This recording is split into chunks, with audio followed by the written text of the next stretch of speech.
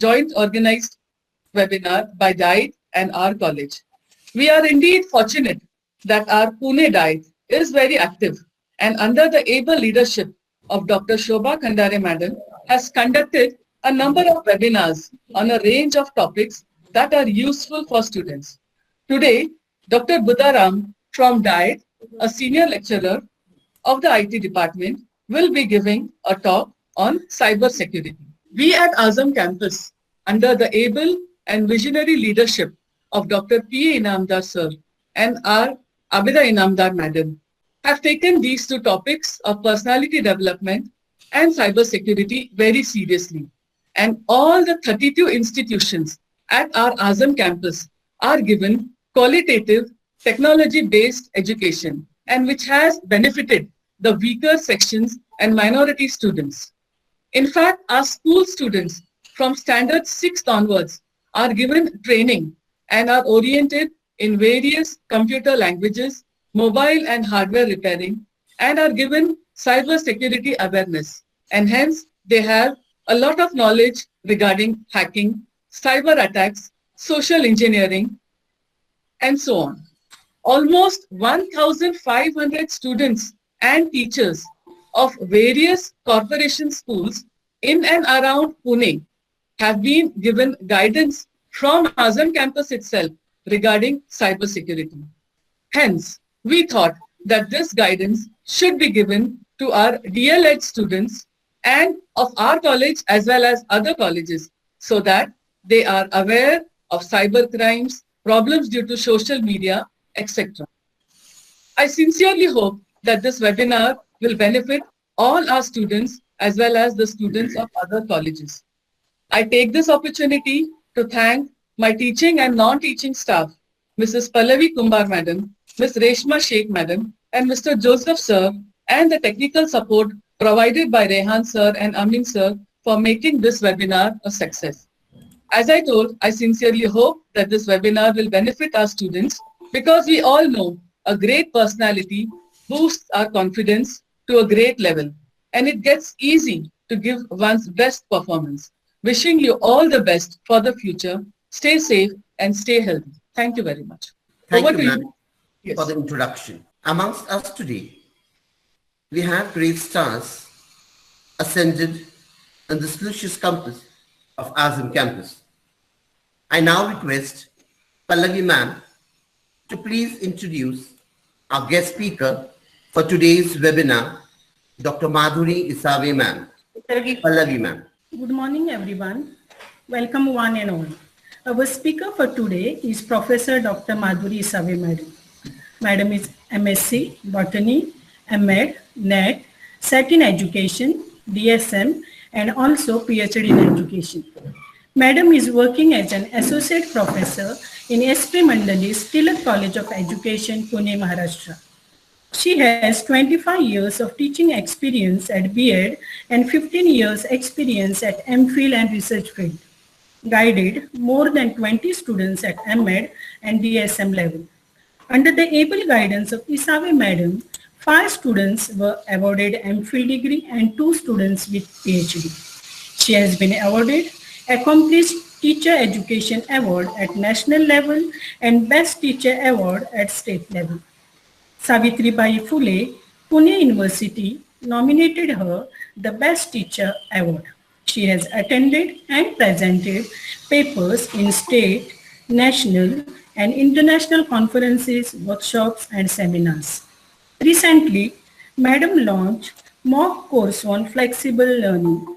So, for this course, 1,200 participants from 23 states were enrolled. Thank you. Thank you, ma'am. And a warm welcome to our guest speaker, Dr. MADHURI ISAAVE ma'am. The principal of D.El.Ed, Pune, Dr. Shobha Khandare ma'am, is our first guest of honor today. Ma'am has completed her education in Masters of Science, Masters of Education, and has also completed a doctorate in philosophy. Ma'am was the principal of D.El.Ed at Nanded, Latur, and at presently is serving as the principal of D.El.Ed Pune. She has also worked as a Deputy Director at M.C.E. Pune and Research Associate at Dr. Baba Saheb Ambedkar Marathwada University, Aurangabad. She was a member of the NCTE committee for the approval of the different colleges of education of the different states. She has encouraged, motivated, and enrolled 80,000 students into the mainstream of education. To add a feather in her intelligent cap, ma'am was also awarded with the Savitribai Phule Gunvanta Shikshika Puraskar in the year 2017, and she received this award from the honorable hands of our ex-president, Mrs. Pratibha Pachi. Welcome, ma'am, for today's webinar. Our second guest speaker for today is Dr. Prabhakar Budaram, a lecturer now presently working in D.El.Ed, Pune. And to our wonders, Sir has completed his education in arts, masters in Marathi, English, history, and psychology. Sir has also completed his master's in education and his doctorate in philosophy. Sir is set in education and set in psychology. Sir has also gone ahead in gaining his achievements in NET in the GRF in education and his DSM course. He's worked as a primary and secondary teacher for the last 11 years. Sir has also published many research papers in the journals. Welcome, sir, as our speaker for today's webinar on personality development and cybersecurity in today's digital world. Another intelligent persona among us is Dr. Dayanand Jatnure, sir, who is working as a senior lecturer in D.El.Ed, Pune. Sir is also the head of department of the pre-service training department in D.El.Ed. Thank you, sir, and a warm welcome to you all dignitaries. A woman power excellence, a woman who has dedicated her entire life for the uplifting of the minorities.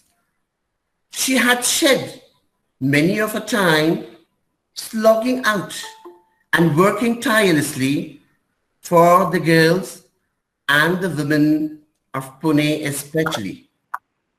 Yes, one and all, I am talking about the president of today's webinar and the vice president of the Maharashtra Cosmopolitan Education Society, Azam campus.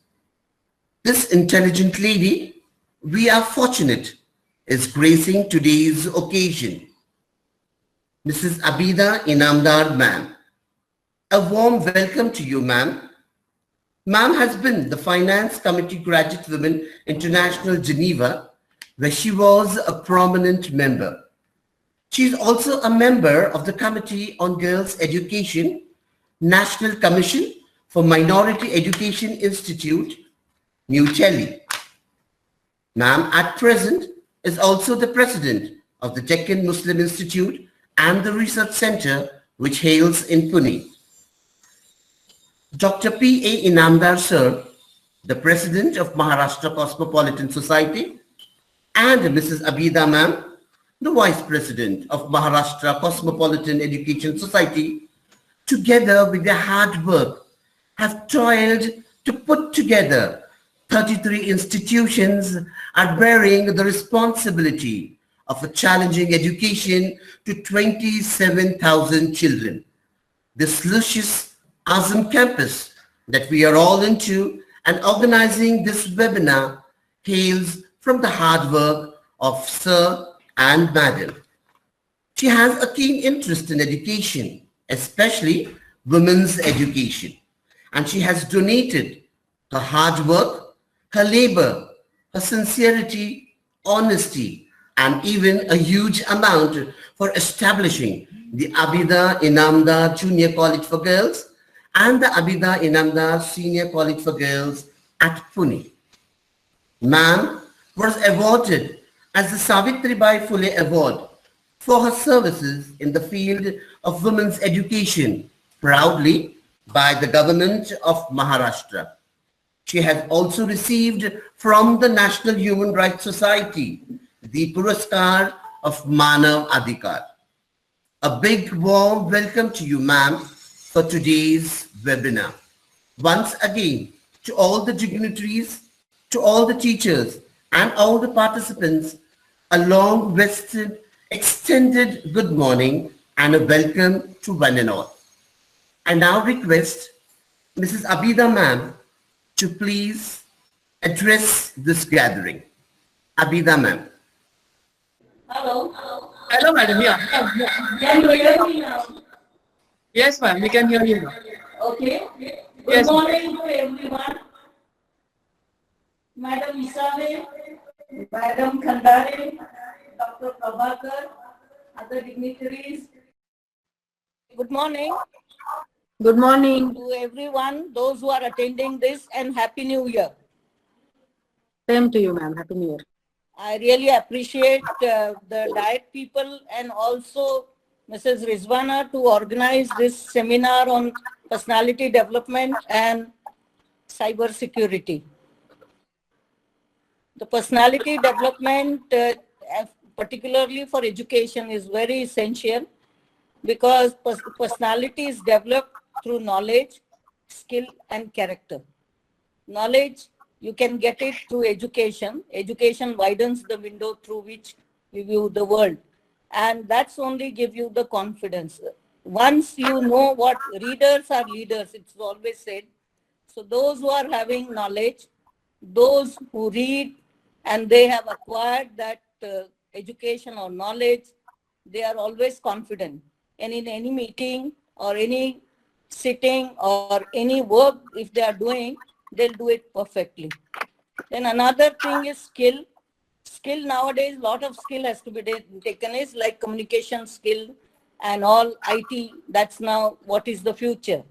And in Azam campus, she has already said about 1,500 students have been trained, and we are taking a teachers education, and we are also training the teachers in IT or ICT, which is called, and that's the future. During COVID also, we have started in April, and since April we are online. All students are online, whether it is in primary school or secondary school or professional colleges, and all students, they are getting their knowledge, they are having their education completed, their syllabus completed, and they are also ready for examination. So unless you know what you are learning and unless you are perfect in whatever the field, whether you are a doctor, engineer, or a lawyer, or anybody, or any work, even if you are a plumber or electrician, you must know your work and be excellent. Then it's always accepted and that personality is known. I always say that the secret of success is believing in power of potential, sincerity of purpose, and courage of conviction. So once you have these things, you can get it in anywhere if you go, whether it is in Pune, in India, or in any corner of the world, that personality is noticed, and it is also people, they know it is this person is very much, he knows the thing, how to do it in excellent way.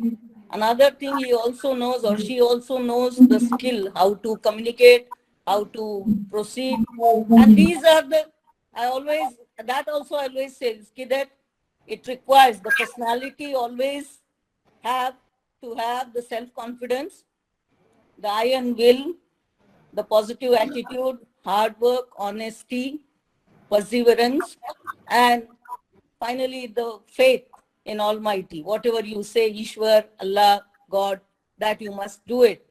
These are the things are required. And as a teacher, I think the personality has to be very good, because if you have these things, you can also train your students, and these students will be future teachers, and the future generation can be built on that way. And education is the field through which you can create these are the people who are the future leaders, and they will take all policy decisions in future. Another thing I always feel is the character. That is very important. The moral values, the Bharatiya Sanskruti, these are the things what it is required. I feel that honesty, it's there, the courage has to be there, and also the values and the principle has to be there. Once you have all these things, then you don't adjust, then there is nothing like it. If you have to do, somebody is doing and pressurizing to do certain negative things, you will not submit to him or her. So character is also very much important. And after all, anybody who is asset to the society, that is accepted as the best personality. If you can give to somebody, or if you can make somebody happy, these are the personalities which has to be taken, and these are positive personalities are there. So personality development is through knowledge, skill, and character, and all these things should be beneficial to the community, to the country, to the humanity. And I hope these things will be taught. We are doing in our Azam campus. This is here, we have an inclusive society. We have all moral values. We teach them the moral values. We also teach them, give them the knowledge and the skill. And I hope they will be the best citizens, and they will be the asset to the humanity. Thank you for giving me the opportunity. And I hope this webinar will be successful.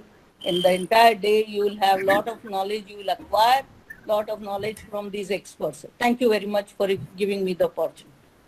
Thank you. Thank you, ma'am. Thank you for your inspiring words.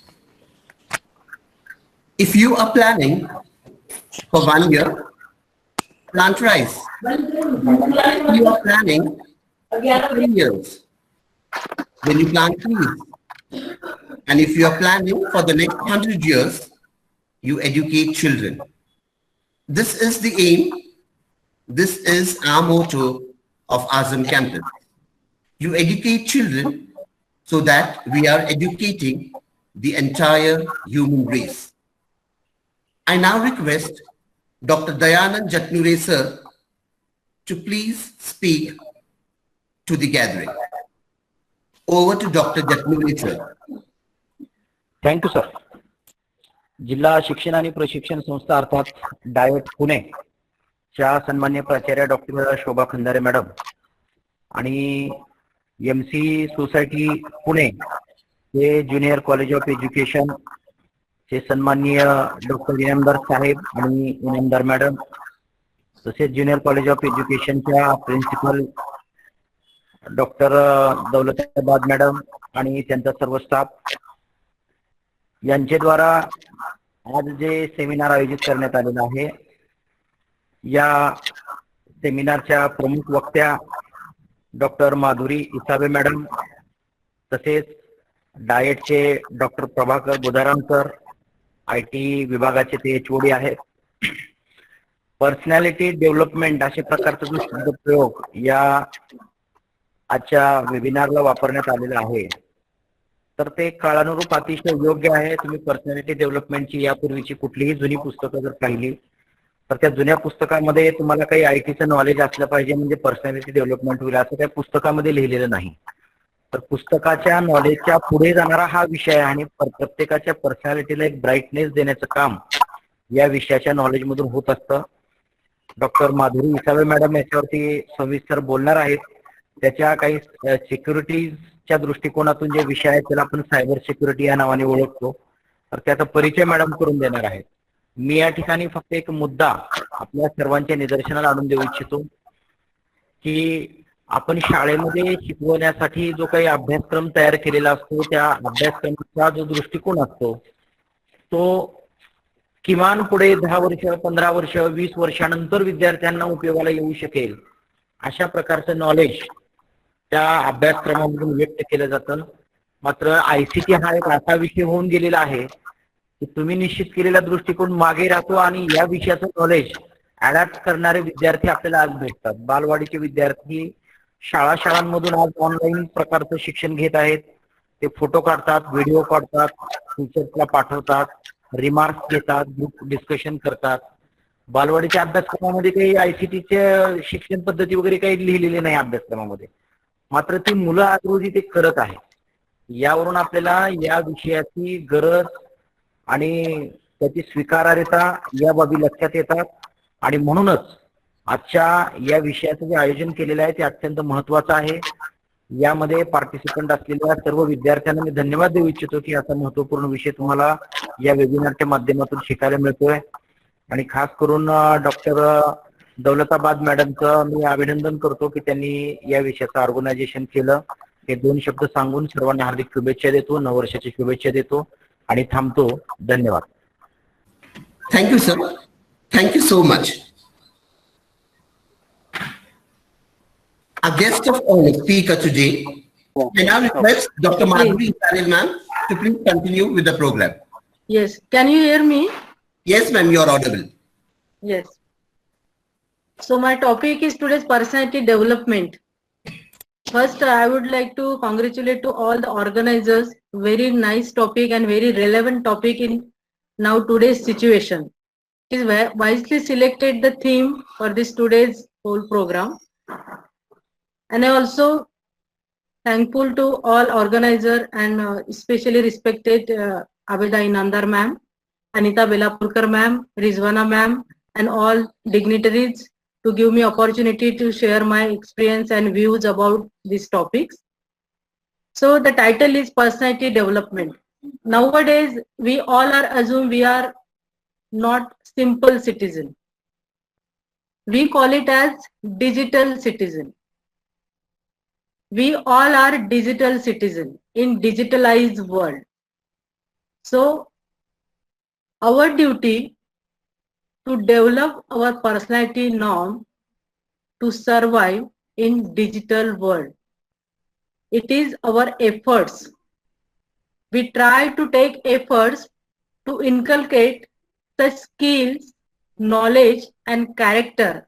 Just now Abeda Inamdar ma'am said, very rightly pointed that for the personality development, knowledge, skill and character is very important. But when we think about the digitalized world, so knowledge of digitalized process, digital devices and digital world is very important. And that digital value is inculcated in our personality is very important aspects of personality development. Second aspect is skill, how to operate digital devices and how to use sensible manner in our day-to-day work, in our personality, how to imbibe these skills in our personality is another important aspects of personality development. And character, how to be sensible participant in online and sensible participant when you deal with any digital device or when you stand in crowd of the people, how to behave sensible. Behavioral aspects is totally related with this character building process, and character building in the sense of digital world, we should behave as per the norms of digital world. So this is about this gummits of my presentation today. So I am going to share screen. So personality development in digital world, it is the topic. Then gamut of presentation is today's personality development traits. What are the traits are required for the personality development in digital world? Digitalization impact on personality development. What are the evidences available in digital world to create personality balance and harmful impact of digitalization on our mental health. Character of digital citizen. What are the different characteristic features required to make a healthy and sensible digital citizen? What are the recommendations by government, organizations and other non-organization societies also? And digital citizenship characteristic features. These are all the gamuts of presentation. So nowadays, It is a highly impact of COVID-19 on our society. Not our society, entire world is impacted because of COVID-19. We are all familiar, we are all or behave like this. We are also COVID and we are taking precautions of COVID measurement. So if someone asks you question, who led the digital transformation in your company? So immediately anyone can answer same COVID-19, because of COVID-19. Because of COVID-19, digital transformation is highly circulated around the world. Not CEO, not CTO, Chief Education Officer, or not any CTO do this process, digital transformation, but only COVID-19. Because of COVID-19, we all are habitual of online teaching learning process, online transaction, and all online activities, online apps, and all digital devices. We try to familiar about this digital devices, and we try to inculcate that skills in our personality. So COVID-19 impact is one of the reason to become online education and online, or to become digital, to become personality development, digitalized personality development, we call it. So now I'm taking a poll survey. How many hours a day are you online? 6 to 7 hours. 6 to 7 hours. Any? 5 to 7. More than that. More 5 to 6, more than that. Any other? Online teaching, ma'am, we're almost doing 2 hours in the morning and 2 hours in the evening. And Yes. basically, if we go on to see like we are on the phones and also that's also like being online. Yes. Okay, means maximum 6 to 8 hours, I think. Yes, ma'am. Beyond that, 2 to 4 hours. Government said that 2 hours is okay for our personality. Okay, but beyond that 6 to 8 hours, it is harmful effect. Okay. First, I would like to share what are the online education sources available in India. So, digital classroom, ICT labs, online admission portals, e-content depository, e-books, online books, textbooks, interactive resources online, educational TV channels, WhatsApp, Facebook, YouTube channel, webinar-based ICT training, educational radio channel, web TV channel, Netflix, e-learning portal, learning platform. All the MOOC courses are available on learning platform, computer-based learning, mobile apps creation, civil society contribution, and digital initiatives in competitive exams. These are all the online education sources available in India and in all over the world. So these are online digital devices and education program available in India. So because of digitalization, we are habitual of this online education. हम लोग सभी अभी online education से बहुत habitual हो गए हैं. So because of this online education, create lot of mental stress on student. Do you agree with this? Do you agree with this? Yes, ma'am. Because of digitalization, create lot of mental stress on student or everyone. Yes, ma'am. Yes. So what is the reason of this? Is it the online education system is faulty, or any digital devices, or our competency? There are lot of reasons. It create the mental stress in the mind. Okay. Like globalization and urbanization, digitalization already changed the world. So LPG, liberalization, globalization, privatization. It is the prime factor. It is the forces working in society. But nowadays, one of the forces is that digitalization has already changed the world. So now, this year, 10th October 2020, World Mental Health was observed, and theme was mental health for all, greater investment, greater access. Why this theme? Because through this theme, greater access of digitalization in the world, and it creates mental stress on students. So for the mental balance, for the mental well-being, this theme is generated, theme is applied for this mental health day. Now this year, October 10th, we observe World Mental Health Day. So nowadays, changing scenario of teaching learning process, it creates stressful situation. And it is the part of our personality. We can't deny the online teaching learning process because pandemic situation, it must needed to handle online situations and online teaching learning process in every institutions, every colleges and every schools, it is mandatory for every teachers and students also. Because of this teaching learning process online, overload and overburden on teachers.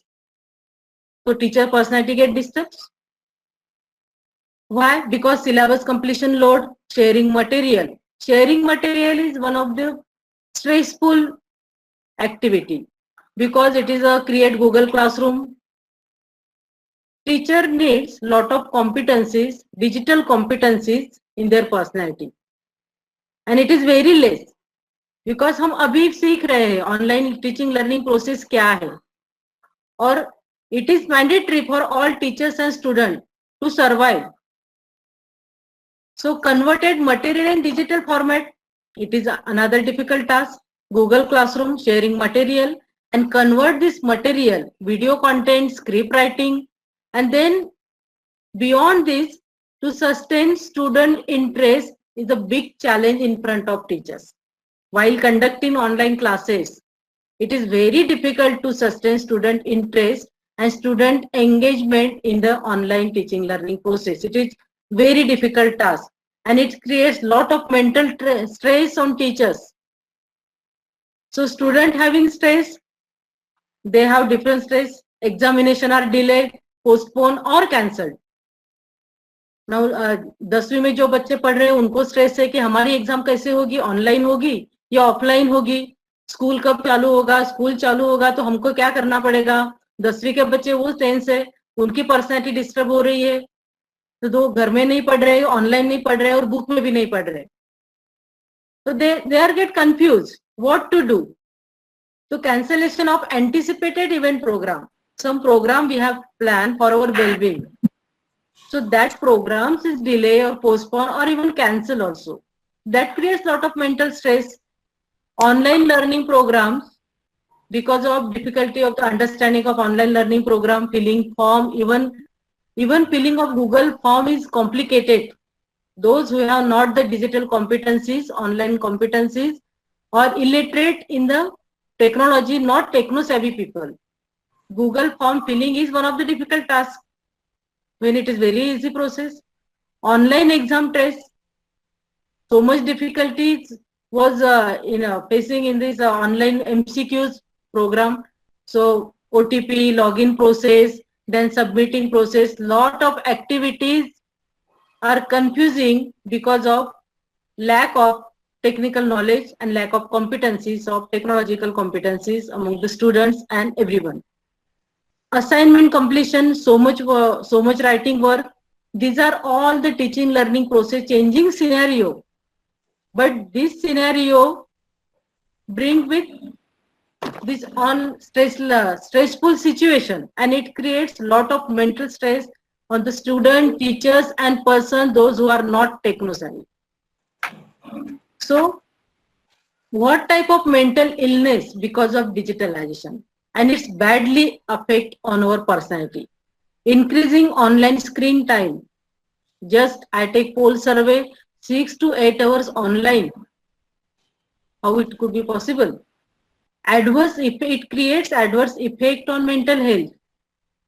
Impact on academic development. It creates bad impact on academic development also. And also reduce motivation towards studies.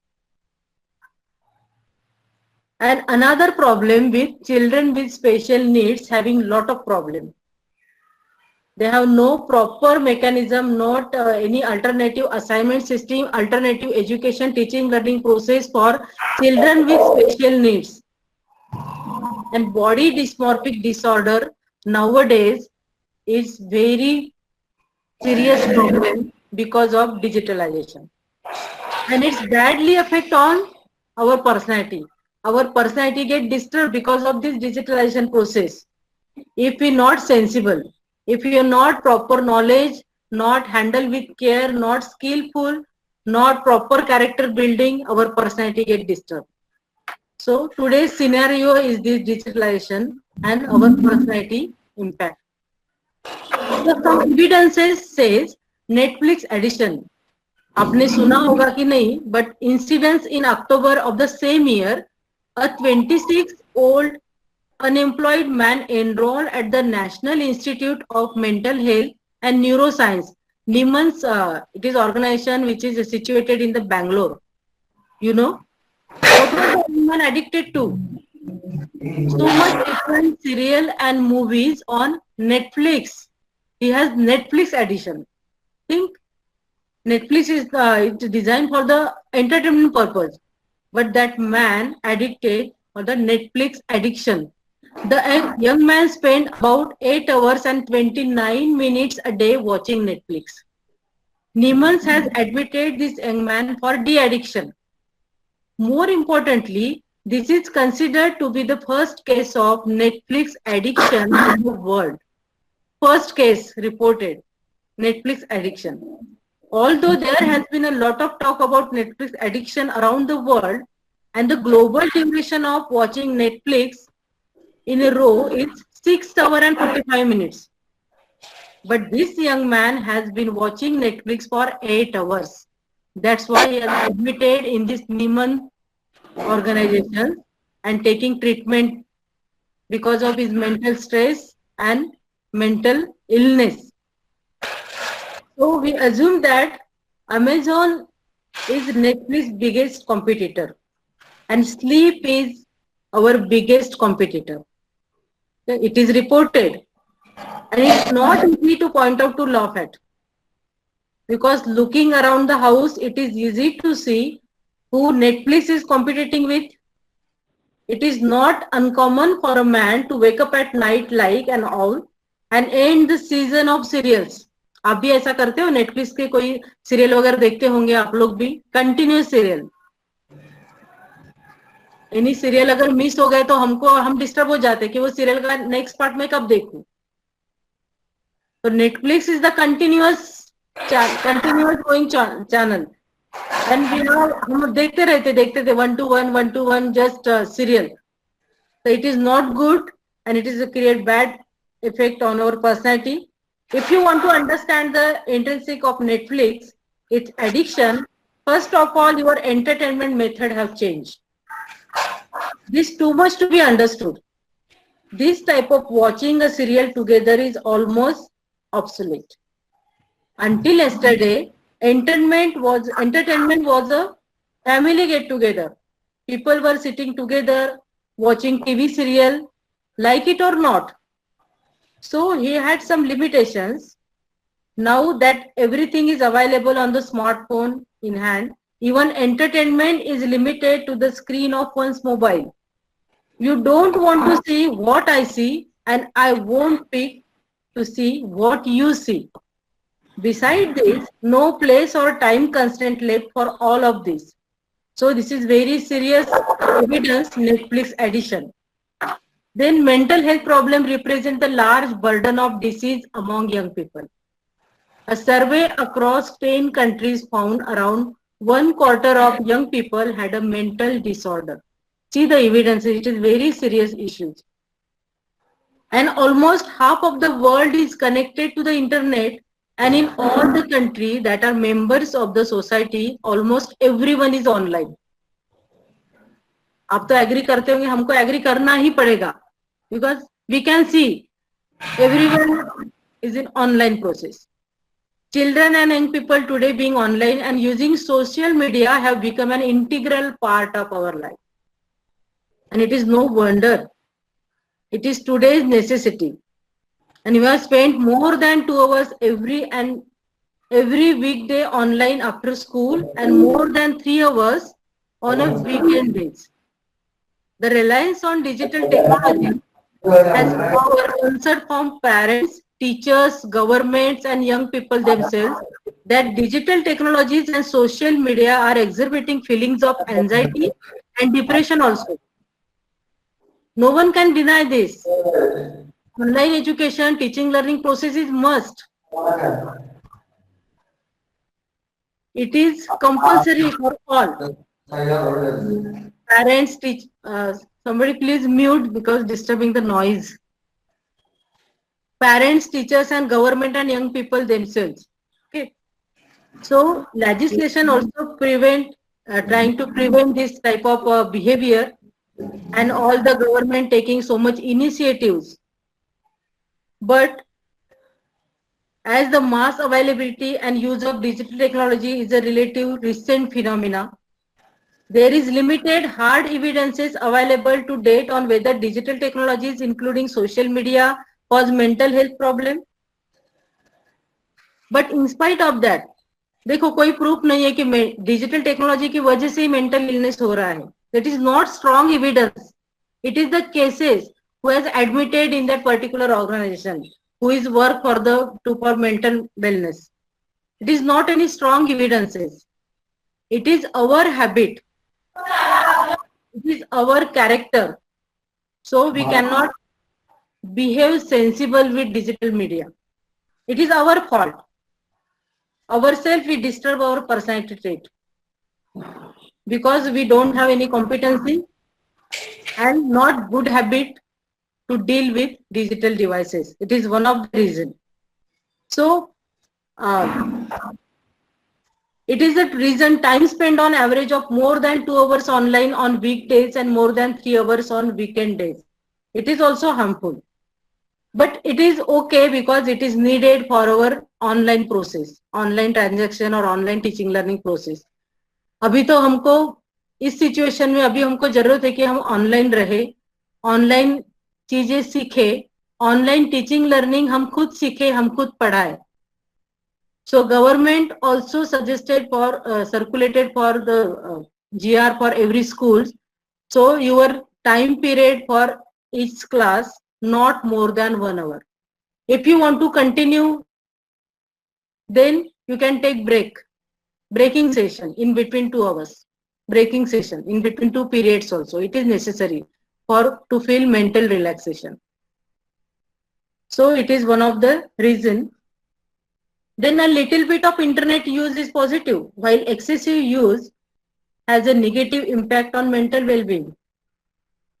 It is assumed little bit of internet use, but if you try to research on some big issues, so we have to spend much more time on internet to search other available information and other relevant material for our research. So we can search many more material and spending lot of time on internet, and it is necessary. So UNICEF report that while the two extreme of cases not being online at all and excessive use can have a small negative impact on well-being. This is the UNICEF report in 2017. Greater social media use is associated with poorer sleep, with a significant link found between playing video games in the evening and sleep deprivation. Digital platforms also provide tools for cyberbullying, with evidences of a rise in cyberbullying in some countries. Then, it is crucial to adopt an approach that minimizes the risk without restricting the considerable opportunities. We cannot restrict them because it is mandatory now. And benefits of digital technology and social media have to offer. जो हमको social media offer कर रहे हैं उसका benefit तो हमको लेना ही है. We cannot restrict to our students and ourselves also, but we should behave sensible. It is one of the biggest characteristic features inculcate in our personality. It is very important nowadays. Another is symptom is nomophobia, means no mobile phones. कभी आपको ऐसा हुआ है कि आपके पास mobile phone नहीं था, आप ऐसे डिस्टर्ब हो जाते हो? कभी ऐसा हुआ है? Tell me. हेलो, हुआ है ऐसा? कभी आप कॉलेज आते हो, मोबाइल भूल जाते हो, तो आपको ऐसा लग रहा है मेरा मोबाइल भूल गया, सब कुछ खो गया, मेरा लाइफ में कुछ बचा ही नहीं, ऐसा हुआ है? तो इसको बोलते हैं nomophobia. Nomophobia.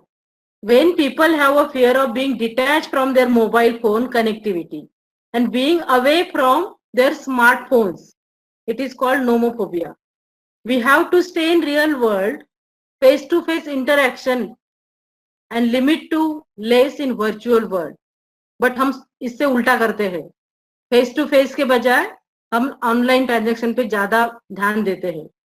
We need to limit our mobile phone using rather than banning. Mobile phone हमको बंद नहीं करना है, लेकिन उनको लिमिट में यूज करना है मोबाइल फोन. नोमोफोबिया. एक दिन मोबाइल भूल भी जाएंगे तो क्या होता है? Without mobile you can stay. But ऐसा नहीं होता है. Our mental state is disturb because of without mobile, because we can not excuse the course of technological advance. We can not deny the technology. It is called the nomophobia. ये हमारे personality में आ गया है, nomophobia. इसको हमको दूर करना है. And another is the digital amnesia. You heard this name, digital amnesia means spending so much time on mobile. Spending so much time on mobile means called digital amnesia. As we become increasingly reliant on technology to retain data, our brain are fast losing their ability to remember. Tell me, आपको आपके friends के phone number पता है? अगर आप mobile भूल भी जाते हो, आपको नोमोफोबिया का आपको टेंशन है, आप मोबाइल भूल जाते हो और आपको किसी फ्रेंड्स को कॉल करना, बर्थडे विश करना है, लेकिन आपको फोन नंबर याद नहीं. पहले ऐसा नहीं होता था. हमको फोन नंबर ऐसे जुबानी याद होते थे, लेकिन अभी नहीं, ऐसा कुछ नहीं है. ऐसा क्यों हुआ? Because day by day we loss our memory, retention of memory in our brain. ये कम होती जा रही है दिन ब दिन. This is called digital amnesia. This is leading to the rise of digital amnesia that represent people tendency to forget information that is stored in a digitally accessible manner. For example, mobile can't remember the phone numbers of their near and dear one. Mobile users can't remember their phone numbers. So, excessive use of mobile can lead to memory loss in human beings. Smartphone addiction can interrupt our sleep and also risk of obesity also. So our personality get disturbed because of this digital technology. Not digital technology, because of our non-sensible behavior. This is called the digital amnesia. So much behavioral addiction we observe. So greater use of social media is associated with poor sleep. Social media can provide help and increase social inclusion. It is one of the important aspects of social media. So social inclusion is increased because of social media. This is the positive side of social media. Now the nomophobia, digital amnesia, it is the worst side of social media. But social inclusion, we are easily connected with our near and dear because of WhatsApp and social network media. WhatsApp is very good social media. We can easily connect with our old friends, college friends, school going friends.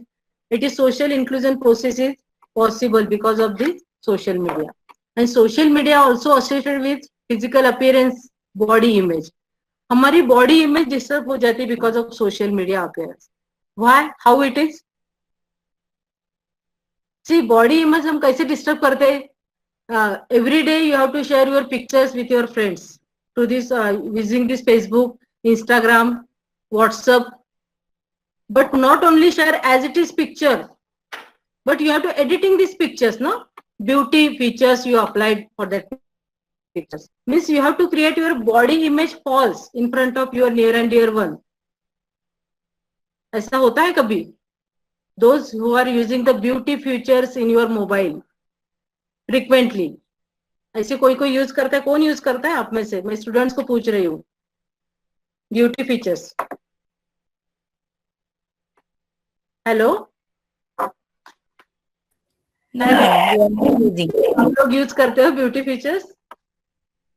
It's a change our body image. Okay, so I am asking, are you digital citizen? If you have good personality to behave good digital citizen, so do you have good digital skill to make ideal digital citizen? So I am reading this and you just think about yourself. When I am at school and college, I use my personal device for educational purpose only. You have to use your mobile phone, your internet, Wi-Fi facility only for the educational purpose. Whenever you are roaming in your premises or college premises, school premises, or in the classroom also. I will only use the assigned Wi-Fi network when I am at school and college. I will keep my device safe and secure at all times. Log in, log off, make habitual of this. I make sure that I am safe and appropriate when I am online. I make sure that I am safe and appropriate when I am online. See, when हम अकेले online होते, so much apps who encourages us to their register. जो पूछते ना, register yourself and make benefit like this. All this हमको बहुत कुछ हमको सिखाते हैं, हमको बहुत कुछ दिखाते हैं, ये benefits है, वो benefits है. But you should care about that. You should take careful about that. Okay. I will visit appropriate websites that promote learning and for educational purpose. You have to search that website which is useful for your personality, for your research, for your educational purpose only, not other websites. Do not visit porn website unnecessarily. I will follow the rules of copyright and enter all sources which is used in project. It is very important. You cannot use material of other authors without his permission. It is a copyright issue. So you should follow the rules of copyright. First, take permission, then use that material in your research, in your projects, or whatever you have to preparing your notes. Take references. You have to also protect your private information also. I will listen to my head and not share any personal info to others. Do not share your personal information to others. Bank information, your ATM information, your code, your OTP, your passbook information, Aadhaar card information, PAN card, passport number, do not share. This is a very important information. Do not share without considering this security. I will listen to my heart. I respect myself and others when I am online. These are all the digital skills.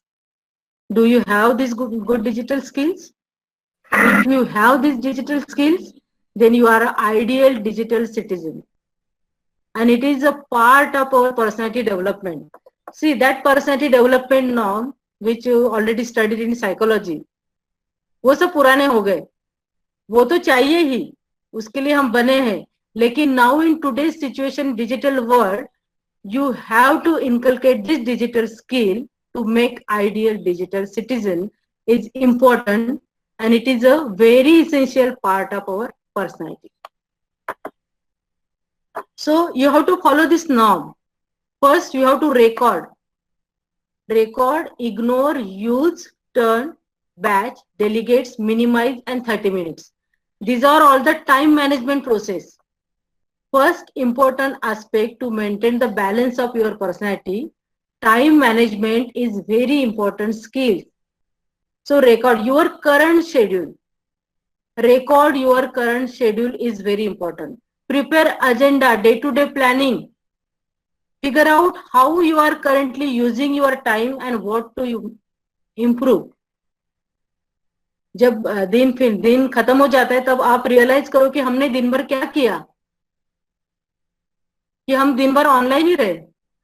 Waste of time. It is totally waste of time.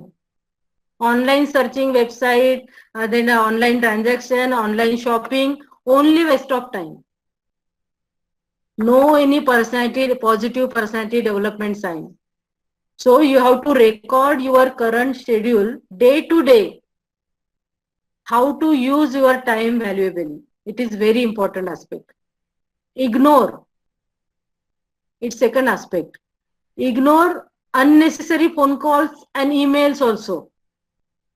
Do not read all emails, spam emails, and then other shopping emails, Amazon emails, blank calls, phone calls, unless it is an emergency.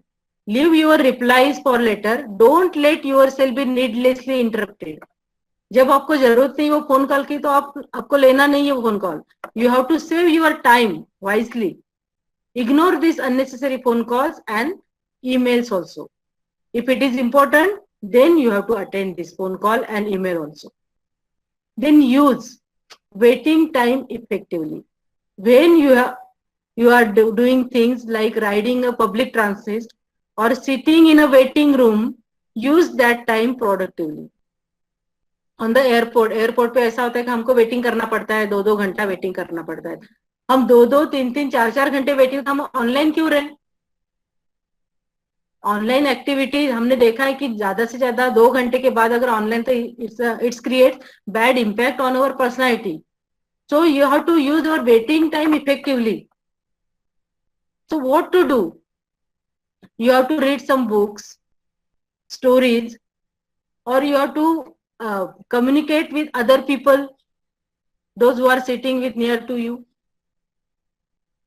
instead of online. So you have to use your waiting time effectively. It is a third aspect. And fourth aspect of your personality, turn tasks into habits. Make things easier by turning work tasks into a regular routine. You have to divide your task. So it is not any restriction about to using mobile phones, but sensible manner you have to use your mobile phone. Day-to-day tasks you have to divide in wise manner and make things easier by turning work tasks in a regular routine.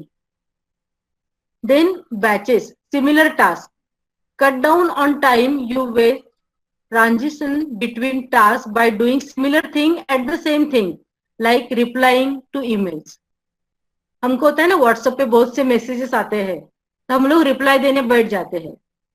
But this is the similar task to reply everyone messages, everyone emails. It is a similar task, but wisely you have to divide your task. Those are important for your day. Only you have to reply that messages and that emails, not all. If you will have sufficient time, leisure time, then you can attend these messages. Okay. So batch wise work, similar task. Delegate some works. If you don't have to do everything by yourself, then don't figure out what others people can help you with. अगर आपको बहुत ज्यादा काम है, आप अकेले नहीं कर सकते हो, तो you can divide your task. ऐसा नहीं कि अपने व्हाट्सएप में ज्यादा मैसेजेस गैलरी में हो गए हैं, मैं तो अकेले डिलीट नहीं कर सकता हूँ, तो हमने असाइन कर लिया किसी और को. ये नहीं है. किसी और को असाइन करना मैसेजेस डिलीट करने के लिए, ये task distribution habits, it is not a good habit. You have to punctual to delete messages every day, unwanted messages. You don't keep in your mobile. But if you have some other work, administrative position or any teachers, if you are teachers and you have lot of work, lot of lessons, so you have to search so many information to develop your lesson plan. So you have to distribute your work, distribute your topic, subtopics to your colleagues and make it good presentation. So this type of work you can distribute, not gallery messages. Then minimize meeting times. more work gets done outside of meeting than in them. Minimize meeting time, unnecessarily meeting times. तब हमने get together कर लिया है. It is good for well-being, for our mental relaxation, but it is not good. So it is extra meeting times. है ना, जब ज्यादा से ज्यादा गेट टुगेदर हम ओकेजनली करें, सो मंथ में एक बार करें, occasionally it is good, but frequently it is not good for our personality. 30 minutes at the start of each day for planning. Make a list of your work and schedule your day. आप सबको 30 minutes देना है. जब आप उठते हो, when you wake up, then you just decide. Do not watch your mobile phone suddenly. You decide in the 30 minutes you have to plan your work schedule. आपका दिन कैसा जाने वाला है. So at the last of the day, you just think आपने fruitful वो spend किया है या नहीं, ये आपको realize होगा. 30 minute planning करो, आप देखो 30 minute planning करो. 2 hours मुझको online रहना है, 2 hours transaction करना है, 2 hours मुझको lecture attend करने हैं, कॉलेज में जाना है, फ्रेंड्स से मिलना है. ये सब प्लानिंग कर लो और लास्ट में आप सोचो कि आपने दिन कैसा बिताया. जब आप खुद हैप्पी रहोगे, आपको लगा नहीं मेरा दिन अच्छा गया, then your personality is called balance personality. जब आपको ऐसा लगेगा कि दिन में मैं जब सोने के लिए जाता तो मुझे लगता है नहीं मुझे अच्छी नींद आएगी, मेरा दिन आज अच्छा फ्रूटफुल गया. नहीं तो कभी कभी बोलते हैं मेरा दिन पूरा वेस्ट गया. हम बोलते हैं ना, ऐसे बोलने की नौबत ही नहीं आनी चाहिए, मेरा दिन वेस्ट गया. तो instead of this you should follow this norm, this all norms. This is the time management skill is very important for the balanced personality development. My dear friends, I know you are follow these norms and try to give your valuable times for fruitful activity, not unwanted activity. So these are all the evidences and all the evidences I have shared. Now recommendations.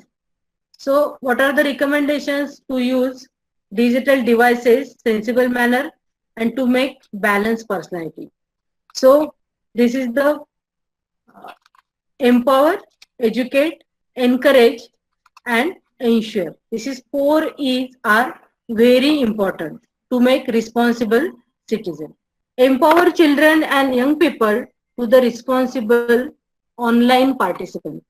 Responsible online participant. So children and young people should be empowered and supported to use digital technology well, so they can further reap benefits that social media provides. By talking with children about their use of social media, parents and caretakers should adopt an approach that works best for their child's age, interest and needs. See, parents are equally responsible to give support to use sensible manner of digital technology. And they can equally participate to empower their children. It is not only the duty of teachers and other organizations. Parents' duty is very important to empower their children, to make them responsible online participants. Then maximizing the protection against online risks without restricting the opportunities and benefit, or undetermining the child's ability to explore, learn and express themselves. Supporting a child exploration of the internet and enhancing their opportunities is important. That is a good empowerment. Good empowerment skill inculcate among the students. And the Children Commissioners for England has produced a digital 5-a-day framework for the digital to make a sensible digital citizen. First one is the connect. Connection is important. Because of digital devices, the world is connect with each other. World is together. हम अपने दोस्तों के पास, अपने relative के पास, अपने old friends के पास हम easily connect हो जाते हैं. But connect with sensible manner. Connect recognizes how the internet has enabled the maintenance of friendships and family relationship. It supports parents and carers having conversation with children about who they are connecting with and their privacy setting. It suggests keeping an open dialogue so parents and carer can understand how their child is spending their time online, as well as enabling child to seek help should they need to. This is the connection. Okay. Second one is be active. The child commissioner again said be active. Be active emphasize that all children should have time to switch off and get moving. With too much time online often resulting in children feeling gloomy, tired and stressed. आपको भी ऐसा था 6 घंटा 8 घंटा अगर आप online रहोगे, जब आप मोबाइल स्विच ऑफ करते तो आपको लगेगा feeling tired and stressful. So researching on activity and or place online before going out is a good way of combining online and offline activity and provide an opportunity to use the internet together. Suppose आपको इतनी देर online रहना है तो you can take break, small break in between this and active throughout the session. Third one is the get creative. It highlights the internet's ability to provide children with opportunities to learn and to be creative. Social media is very useful to enhance the creativity of the individuals.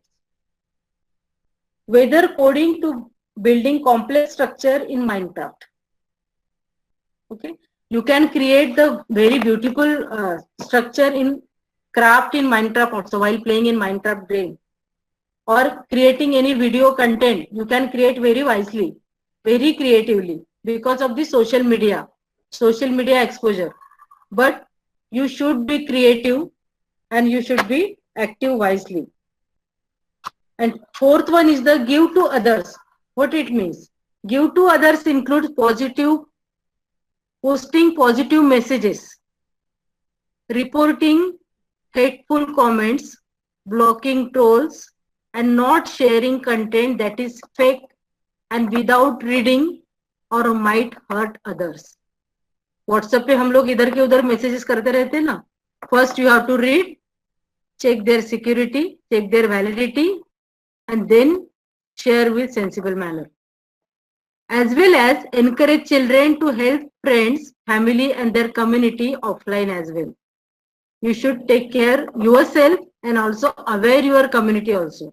So this is called the give to others, positive message to others, positive connection, positive activation, and to develop creativity in your personality because of this social media. And be mindful. It is again very important. Be mindful. So be mindful underscore that children often feel pressured by the constantly connected, the nature of internet, and that it can be difficult for them to put their phone down when apps are encouraging them to engage. Parents and carer can help children to come up with ways of managing this. हम तो mobile हम लोग side में रखते ही नहीं. हम लोग जो मदर से वो बच्चों पे चिल्लाते रहते मोबाइल साइड में रखो, मोबाइल साइड में रखो. ऐसे जोक्स भी हम लोग बहुत पढ़ते हैं, हंसते हैं, लेकिन it is not good for our personality development. So parents and carer can help children to come up with ways and of managing this, such as longing so much amount of time they are spending online or using app to help them with time management skills. How to use, when to use, why to use, and what they use. Okay. So this is all the connect, be active, get creative, give to others, and be mindful. These are all the 5 skills you have to inculcate in your personality development. It is very important to make sensible digital citizen. I use frequently using this word, sensible digital citizen. It is important message of today's world. Second one is the educate. Educate families about their appropriate digital use. Family and parents' education is necessary. Nowadays, in online teaching learning process, parents also attending the classes. And they can see the transaction, online transaction in between the teachers and students. So they have that competence, digital competencies, how they are using these online apps, online transaction, online facilities, they should know. So first educate the families, parents and relatives how to use appropriately digital devices. In Germany, education is provided to parents about possible risks of online activities. In Germany, they made provision, special provision for parents to give the education of digitalization. And in Japan also, legislation has funded increased education and appropriate internet use and promoted internet education and monitoring to parents. The reserve fund to provide facility for the parents also. And to provide families with helpful guidance, there is need for further research and improve measurement to address the lack of comparable data on children's mental health and well-being, as well as their internet and social media use. There is no proper data how to use, means mental illness कितने इतना proper evidence हमारे पास नहीं है कि ये social media की वजह से ही हो रहा है, ऐसा हम बिल्कुल नहीं कह सकते.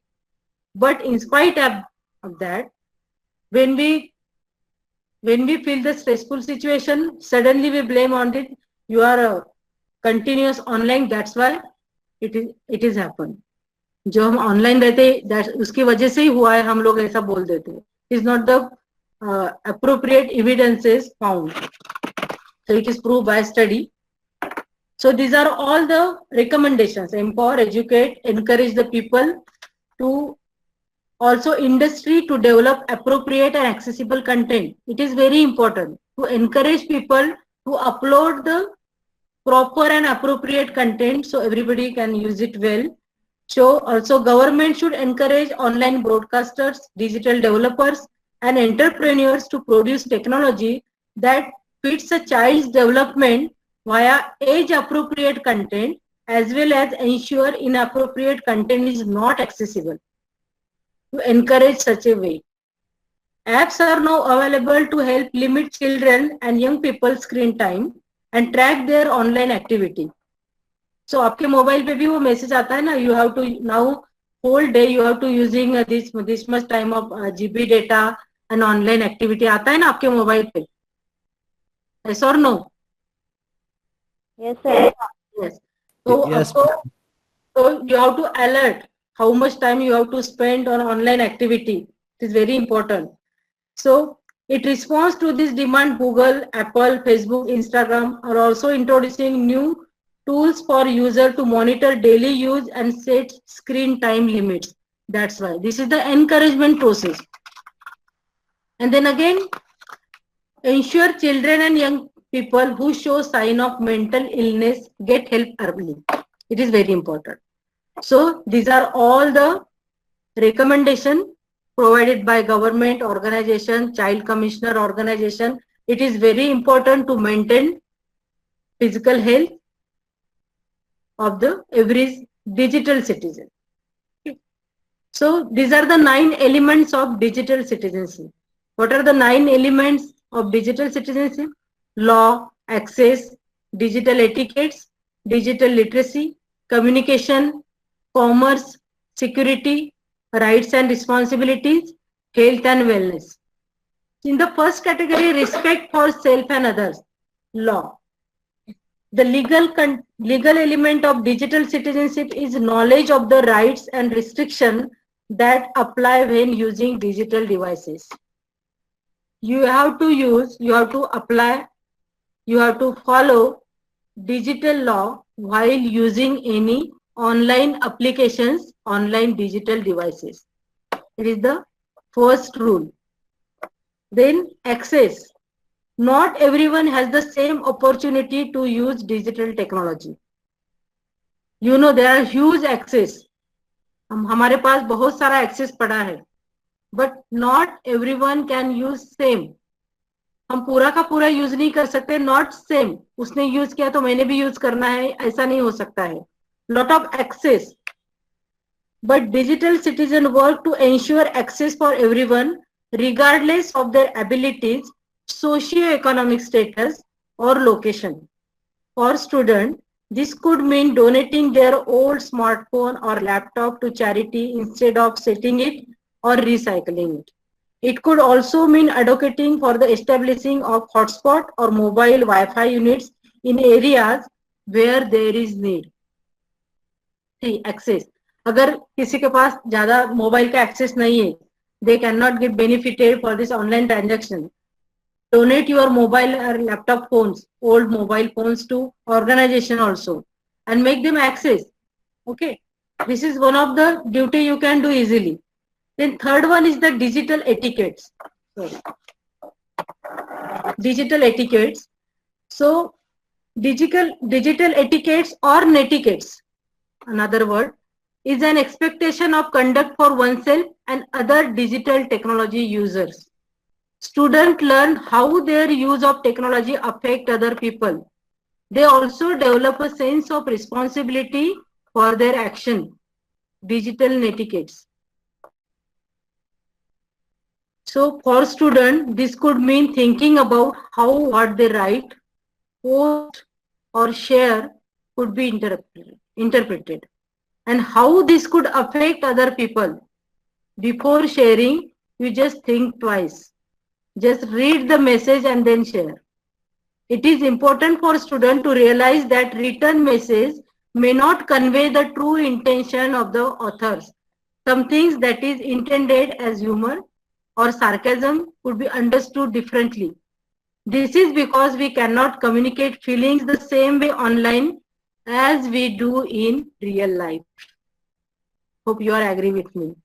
Then digital literacy. Digital literacy means it encompasses reading, writing and critical thinking as well as the use of digital technology. Students should learn to select the best digital tool for the job and to use the tool efficiently. And also learn to evaluate the accuracy, perspective and validity of online resources and social media content before using. Digital literacy includes both cognitive and technical skill. For the digital competency require technical skill along with your cognitive skill, emotional skill is also necessary. Then communication. It is important to be able to use the right digital technology at the right time for the exchange of information. Students should learn when to use various forms of communication such as text or social media. They should also learn to organize their thoughts as they can be understood by others. It is a real communication in digital world. Then commerce. Digital citizens know that purchasing item online comes with risk. Learning how to use e-commerce sites safely, ensuring these sites are legitimate and protecting personal or financial information are essential parts of digital citizenship. Students should be able to recognize and evaluate the risk associated with buying and selling online. You should remember this commerce aspect. Then security. Cyber security. About the cyber security, I think very well explained with our next speaker. That topic is assigned for them. So I'm not going into detail. But security refers to the precaution people use to maintain their safety and the safety of others while using network devices. It is very important. Then rights and responsibility. It is one of the important aspects of our personality. Everyone who accesses the digital world has certain rights and privilege. Students should realize that while the online environment provides great opportunities, there are also dangers. When students encounter issues of concern online, they have a responsibility to report this to someone is authority, like a teacher or the police, if you want to use this. Some of these issues could include cyberbullying, posting inappropriate content, or any fraud activity. They also have the responsibility to provide support to others users and to help maintain digital equipment also. This is the correct right and responsibility while using digital devices, while using any online transaction. And health and wellness is very important factor. This refers to student physical and psychological well-being as it relates to the use of technology. Students should learn the importance of maintaining a balance between the online world and real world. This is the motto of this personality development. You should maintain the balance between online world and the real world.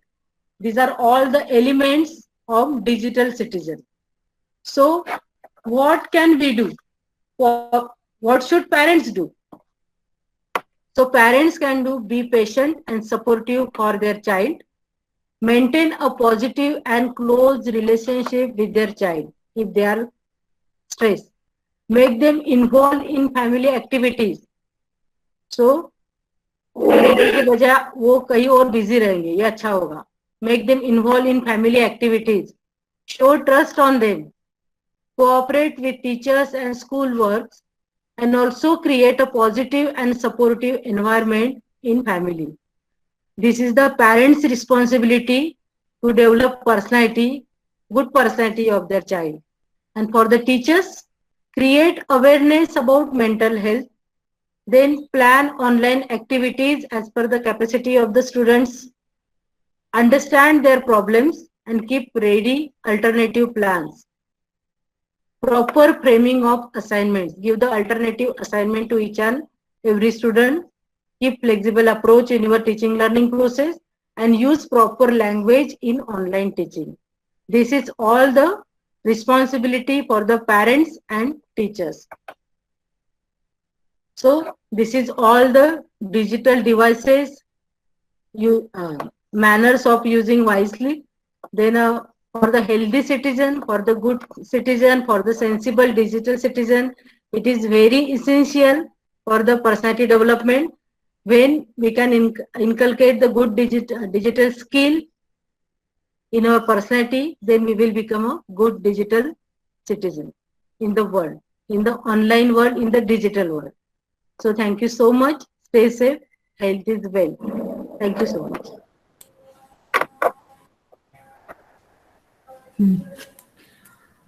Thank you, ma'am, for such wonderful, inspiring words and thoughts. Dear students, unknowingly, we all have entered into this phase of pandemic. Thanks to the Almighty, for He has kept us all physically safe. But from what we just heard from Dr. Madhuri ma'am, taking care of yourselves, your mental health, being stable in mind and your physical self, taking care of your gadgets, the teachers especially, who are spending a lot of time on online sessions and are literally contributing 110% towards educating these children. In spite of all the torments, the teachers are doing their level best to see that the children are left alone without education. Therefore, once again, with the humble words of Dr. ISAAVE ma'am, to all the parents, the teachers, and the students, healthy life, please stay positive and please stay healthy. I now request Dr. Prabhakar Budharam sir to please continue with his session. Okay, thank you sir. Thank sir you. PPT share करते की आप वासू.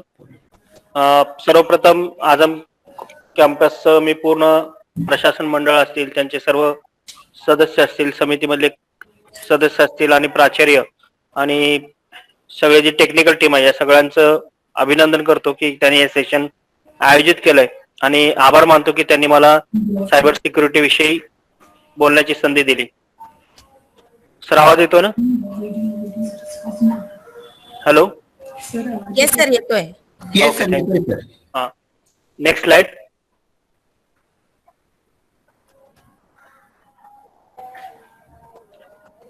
आपण cyber security बघण्या अगोदर आपण वेगवेगळे जे social media वापरतोय त्याच्यामध्ये Facebook असेल, व्हॉट्सअप असेल, स्नॅपडील असेल किंवा वेगवेगळे चॅट करण्याचे माध्यम असतील किंवा ऑनलाईन गेम्स असतील, या सर्वांचा आपण वापर करतोय.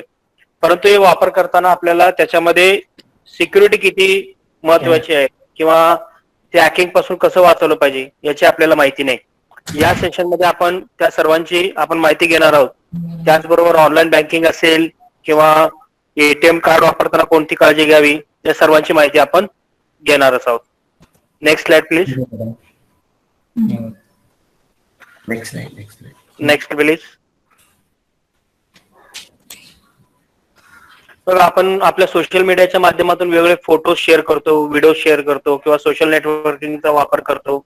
वेगवेगळे D.El.Ed सारखे न्यूज ऍप वापरतो किंवा इन्स्टंट मेसेजचे जे काही व्हॉट्सअप सारखे ऍप्लिकेशन्स आहेत ते आपण वापरतोय किंवा ईमेलचा वापर करतोय.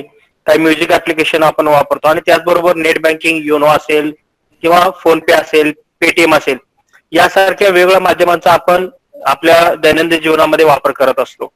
आणि या सर्वांची सिक्युरिटी ठेवणं अत्यंत महत्वाचं आहे. कारण तुम्ही वाचत असाल की न्यूजपेपरमध्ये बातम्या येतात की ऑनलाईन बँकिंगच्या माध्यमातून किंवा फ्रॉड कॉलच्या माध्यमातून या 50,000 रुपये लुटले गेले किंवा त्यांच्या अकाउंट मधून कमी झाले, अशा प्रकारच्या आपण बातम्या नेहमी वाचतोय. हे सगळं घडू नये म्हणून आपण कोणती काळजी घ्यावी याची माहिती आज आपण बघणार आहोत. Next please.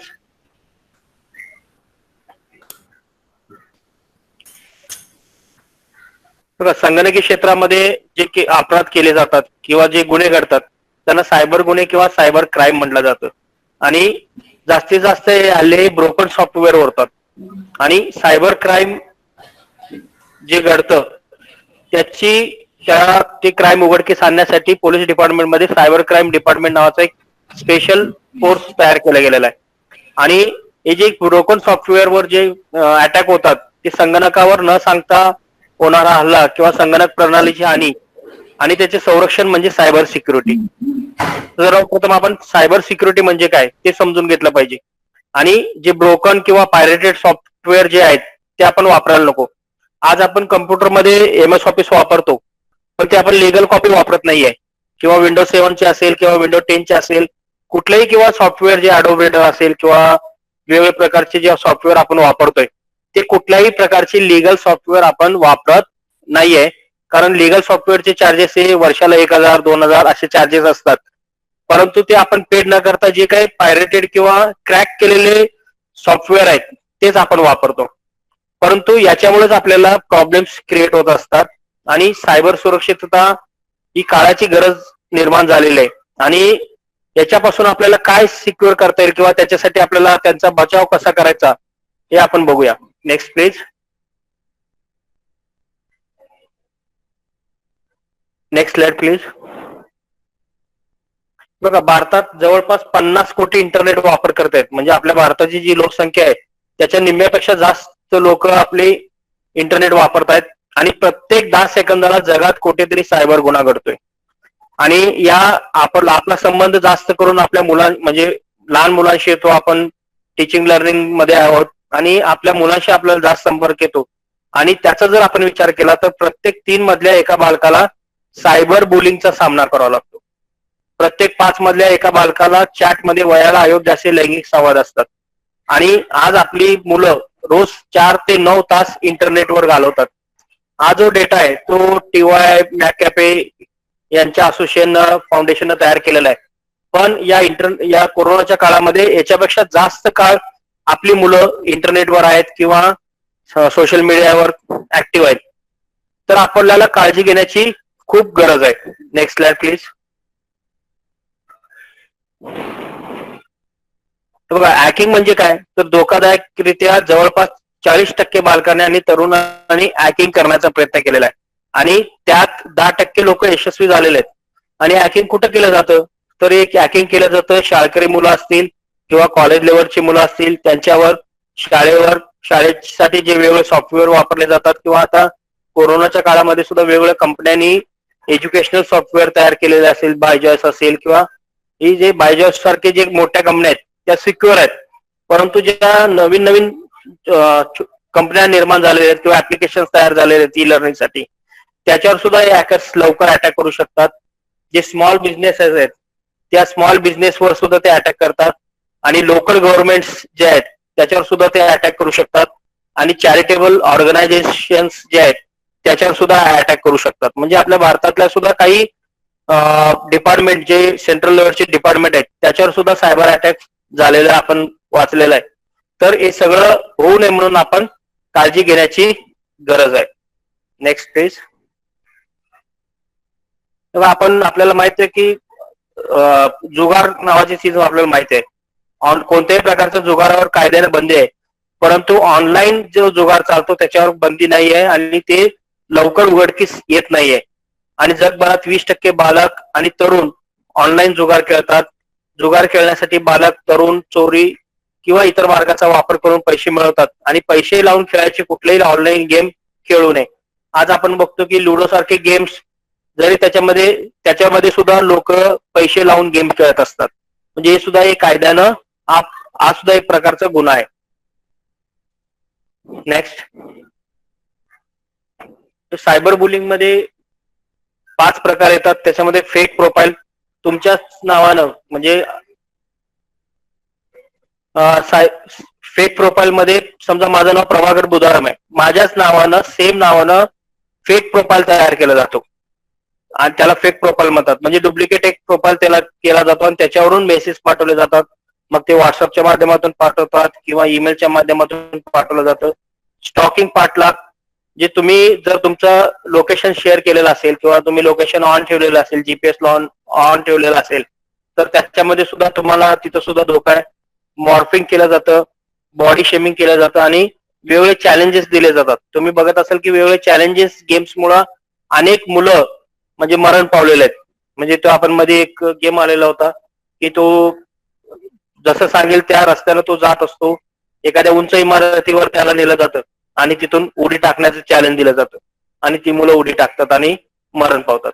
म्हणजे हे सगळं घडतं ते कशामुळं की आपण त्या आहारी गेलेला असतो. जसं माणसाला वेगवेगळ्या प्रकारचं व्यसन लागतं तसं आपण या गेमच्या व्यसनामध्ये जर मुलं वेडी झाली किंवा तर त्यांना आता इसावे मॅडमने सुद्धा सांगितले की मेंटली डिस्टर्ब होतात आणि त्याच्यामुळं ती मुलं कोणत्याही प्रकारचा मागचा पुढचा विचार करत नाहीत. त्यांच्या डोक्यामध्ये फक्त तो गेम असतो आणि त्या गेम मध्ये जसं सांगितलं जातं त्या प्रकारे ती मुलं वागत असतात. नेक्स्ट. हॅलो.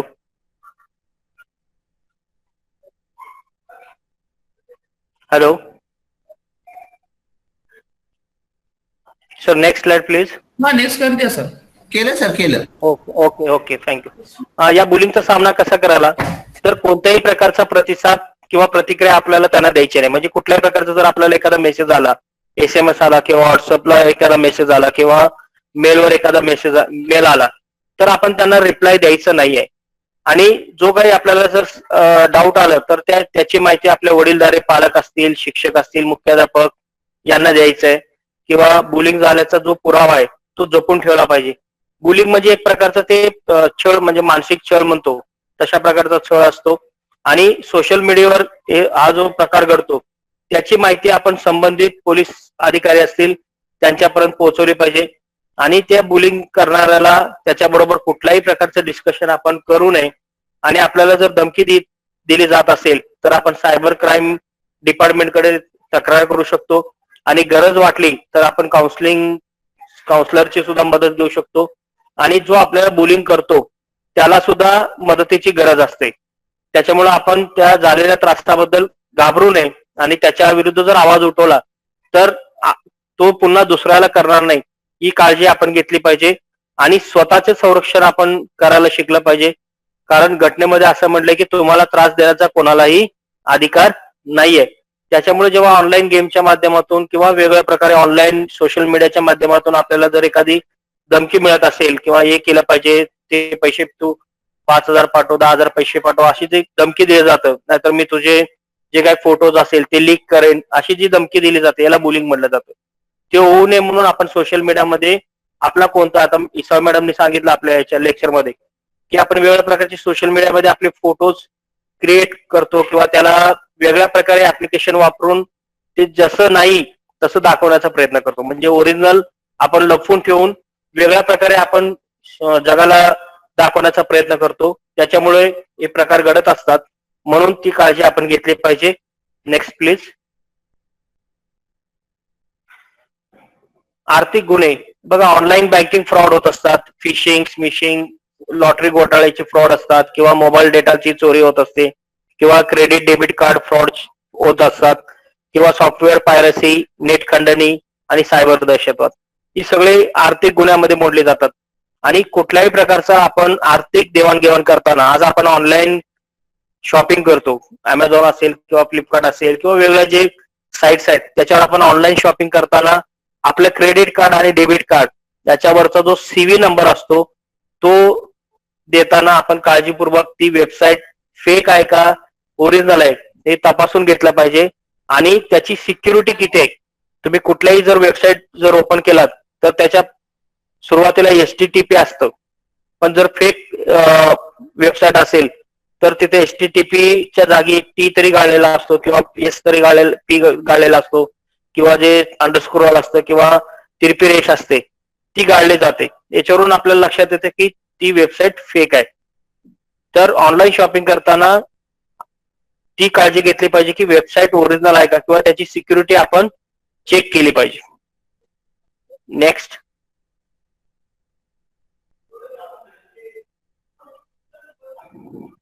Next okay. बघा, हे टाइप्स ऑफ गेम्स आहेत, त्याच्यामध्ये एंडलेस रनिंग आहे, फास्ट पेस्ड गेम्स आहेत, स्ट्रॅटेजीचे गेम्स आहेत, किंवा फर्स्ट पर्सन शूटर्स, ऍक्शन किंवा एज्युटेनमेंट नावाचे वेगवेगळ्या प्रकारचे गेम्स आहेत. या गेम्स मध्ये जर मुलं गुंतून गेली तर त्यांना तहान भूक कशाचंही पर्वा नसते. म्हणजे मुलं 4-4, 5-5, 6-7 तास या गेम मध्ये गुंतून राहतात आणि मेंटली पूर्णपणे हँग होऊन जातात. जसं एखाद्या वेळेस आपला मोबाईल हँग होतो किंवा आपला कम्प्युटर हँग होतो, तशा प्रकारे त्यांचं डोकं काही काळाने हँग होत जातं आणि त्यांची विचार प्रक्रिया जी असते ज्याला किंवा क्रिएटिव्ह थिंकिंग असतं किंवा अनेक दिश विचार असतात, म्हणजे एकाच संकल्पनेवर वेगवेगळ्या प्रकारे विचार करणे ही क्षमता कमी होत जाते. सकाळी इसावे मॅडमने सांगितलं की आपण पूर्वी आपल्याला अनेक लोकांचे, आपल्या जवळच्या नातेवाईकांचे तरी फोन नंबर आपल्याला पाठ असायचे किंवा आपण डायरीमध्ये नमूद करून ठेवत होतो. परंतु आज मोबाईलमध्ये सगळे कॉन्टॅक्ट लिस्ट असल्यामुळे आपण कुठलाही नंबर म्हणजे आपल्याला लक्षात राहत नाही. इव्हन जेव्हा आम्ही ट्रेनिंग मध्ये म्हणतो की शिक्षकांना की तुमचा मोबाईल नंबर किंवा व्हॉट्सअप नंबर द्या, तर ते त्या शिक्षकांना सुद्धा, काही शिक्षकांना सुद्धा आपला नंबर म्हणजे लक्षात राहत नाही किंवा 10 अंकी नंबर सुद्धा काही जणांना सांगता येत नाही. म्हणजे इतकी भीषण परिस्थिती या सायबर सिक्युरिटी किंवा याच्यामुळे, सोशल मीडियामुळे किंवा या सगळ्या कारणामुळे निर्माण झालेले आहे. नेक्स्ट. हे सुद्धा गेम्स आहेत. नेक्स्ट घ्या सर. नेक्स्ट घ्या सर. हे सगळे जे गेम्स आहेत ते अतिहिंसक आहेत, म्हणजे त्याच्यात व्हायलन्स आहे आणि या व्हायलन्स गेम्स खेळण्यामुळे त्याचे जे परिणाम होतात त्याच्यामध्ये पहिला परिणाम म्हणजे सहनशीलता कमी होते. आज मुलांना सहन करायलाच येत नाही किंवा त्यांच्यामध्ये एखादी गोष्ट क्या खाना तो दम खाना ही गोष्टच त्यांना माहिती नाहीये आणि नैराश्य त्यांच्या डोक्यामध्ये निर्माण होतं. आणि गेम्स मध्ये जसं हारण्याची भीती असते, आपण शाळेमध्ये शिकलो की जे खेळ असतात त्याच्यामध्ये कोणीतरी जिंकत असतो किंवा कोणीतरी हारत असतो, परंतु जे ऑनलाईन गेम्स तयार झालेले आहेत त्याच्यामध्ये जास्तीत जास्त स्कोअर करणे आणि आपणच जिंकणे, समोरच्याला जिंकू न देणे ही भावना तयार झालेली आहे. आणि जर आपण हारलो तर त्याच्यामुळे नैराश्य त्या विद्यार्थ्यांच्या डोक्यामध्ये निर्माण होतं आणि बदल्याची भावना निर्माण होत असते आणि पराभव स्वीकारण्याची तयारी त्या माणसाची तयारी नसते. याच्यामुळेच टोकाची आक्रमकता निर्माण होते. आज आपण बघतो की आपल्या घरामधली अनेक मुलं टोकाचे आक्रमक झालेले आहेत किंवा आक्रस्ताळेपणा करतात. एखादी गोष्ट त्यांना पाहिजे म्हटलं ते पाहिजेच. पूर्वी आपल्याला आपले आई वडील म्हणायचे की जर तू 10वीला एवढे टक्के मार्क घेतला तर मी तुला सायकल घेऊन देईन किंवा काहीतरी नवीन कपडे आणून देईन. परंतु आज ही संकल्पना बदललेली आहे. आज मुलांना आपण काय म्हणतो की जर तू 10वीला एवढे मार्क घेतला तर मी तुला नवीन मोबाईल घेऊन देईन, नवीन गाडी घेऊन देईन. अशा प्रकारे म्हणजे ती म्हणजे वस्तू घेऊन देण्याची सुद्धा पॉलिसी बदललेली आहे आणि त्याच्यामुळे आजच्या बालकांमध्ये नैराश्य पसरलेलं आहे आणि त्याच्यामुळं त्या विद्यार्थ्यांना, त्या बालकांना आत्महत्येचे विचार त्यांच्या मनामध्ये येतात आणि त्याच्यातूनच स्वतःला आणि इतरांना ते इजा पोहोचवण्याचा काम करतात. म्हणजे आज आपण बघतो की मोठा भाऊ जर असेल तो लहान भावाला मारतो किंवा लहान भाऊ मोठ्याला मारतो किंवा काहीतरी इजा पोहोचवतो. हे सगळं कशामुळे घडतं? तर हे सगळं घडतं हे फक्त ऑनलाईन गेम्समुळं. आणि अटेन्शन डिसऑर्डर तयार होते. म्हणजे एखादी गोष्ट करण्याची एकाग्रताच त्या विद्यार्थ्यांची कमी होत जाते. आपण पूर्वी म्हणत होतो की आपण 2-2 तास किंवा पहाटे शांत वातावरण असतं आणि त्या काळी आपण सकाळी उठून अभ्यास करत होतो एकाग्रता आपली टिकवण्यासाठी. परंतु आज या ऑनलाईन गेमच्या माध्यमामुळे पूर्णपणे विद्यार्थ्यांची एकाग्रता कमी झालेली आहे आणि आपण बघतो की मुलं रात्री 11, 12, 1, 2 वाजेपर्यंत झोपलेली नसतात. त्याच्यामुळे त्यांची झोप कमी होते आणि झोपेपासून वंचित राहतात आणि वेगवेगळे पॉर्न गेम्स सुद्धा त्या वेबसाईटवर असतात आणि त्याच्यामध्ये सुद्धा जी वेगवेगळ्या प्रकारची व्यसनं लागतात, ही व्यसनं त्यांना लागलेली आहेत आणि या ऑनलाईन गेम्समुळं विद्यार्थ्यांची खूप म्हणजे मानसिकता बिघडत चाललेली आहे. नेक्स्ट बघा, प्रत्येक गेम्स असेल किंवा प्रत्येक वेबसाईट असेल त्याच्यासाठी एक entertainment software rating board ISAAVE आणि किंवा पेगीने तयार केलेलं आहे. EC म्हणजे early childhood, appropriate for ages 3 and older.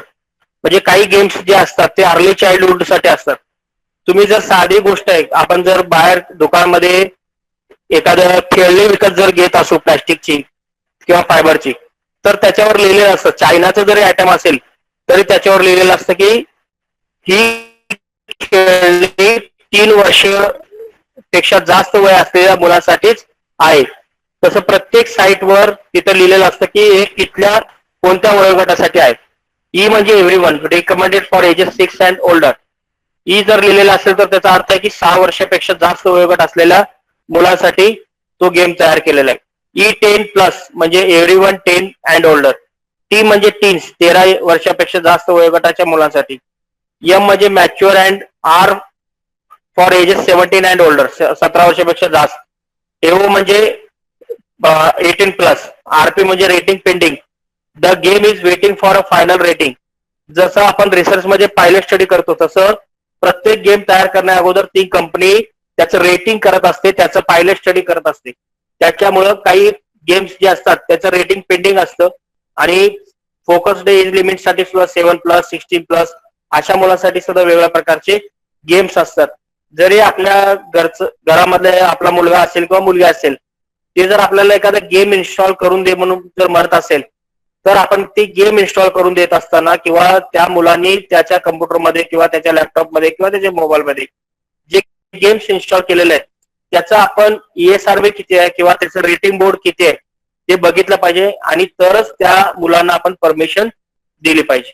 हल्ली काय होतं की आपल्याकडे म्हणजे आई वडील दोघेही नोकरीला असतात, त्याच्यामुळे मुलगा कोणता गेम खेळतो म्हणजे मुलाची आणि आई वडिलांची भेटच होत नाही.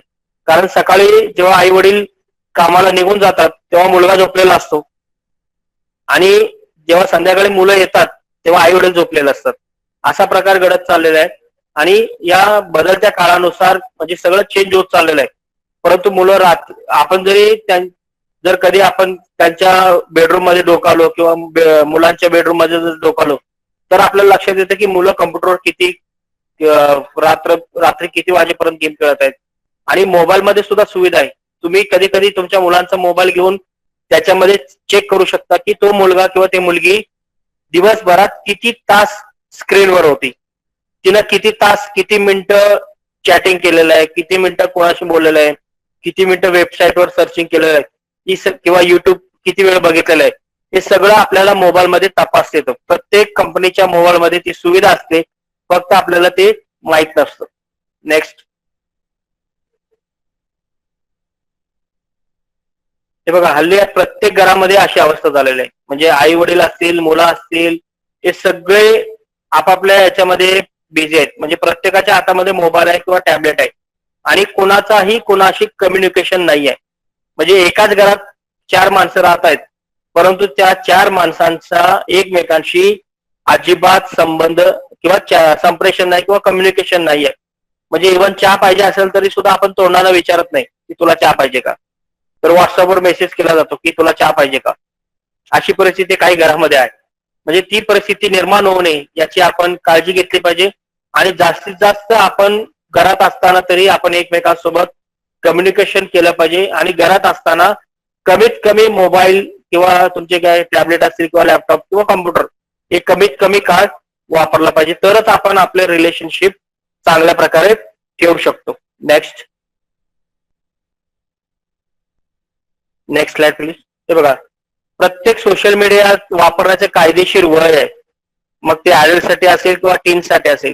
व्हॉट्सअप जेव्हा तुम्ही ओपन करतात तेव्हा तुम्हाला तुमचा ईमेल आयडी विचारला जातो, आणि जेव्हा तुम्ही गुगलवर एखादा ईमेल आयडी अकाउंट क्रिएट करता किंवा यावर करता तर तुम्हाला तिथं विचारलं जातं की तुमचं वय किती आहे.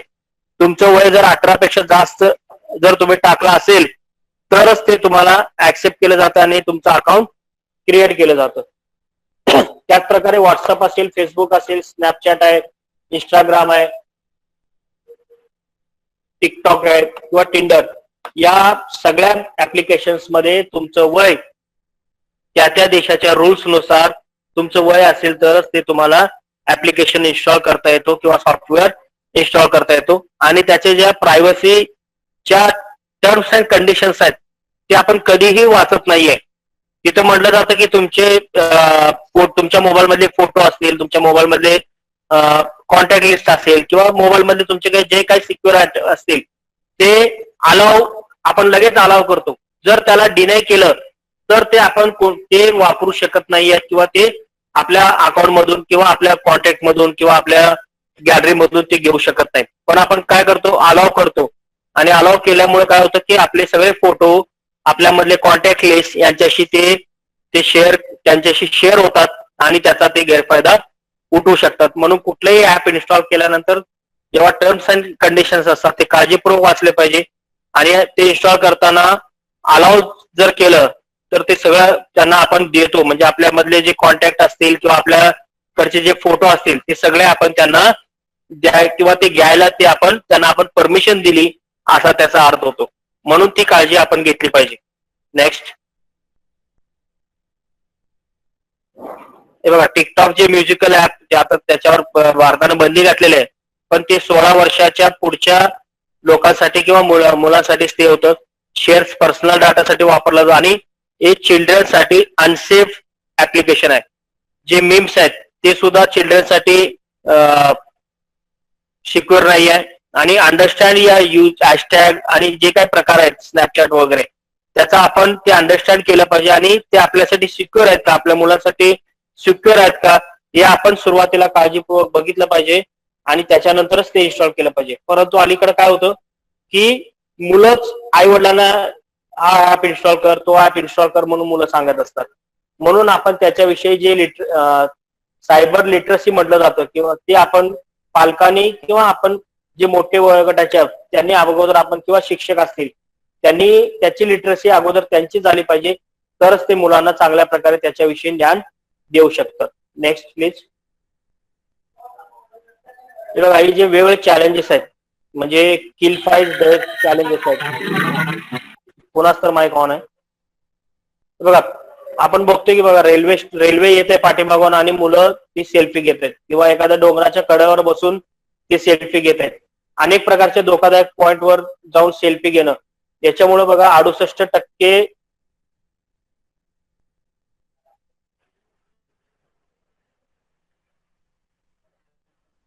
68% विक्टिम्स 24 वर्षापर्यंत जी मुलं आहेत त्याच्यामध्ये डेथ 68% मुलांची 24 म्हणजे जे मुलं होती ती 24 वर्षाच्या आतली होती.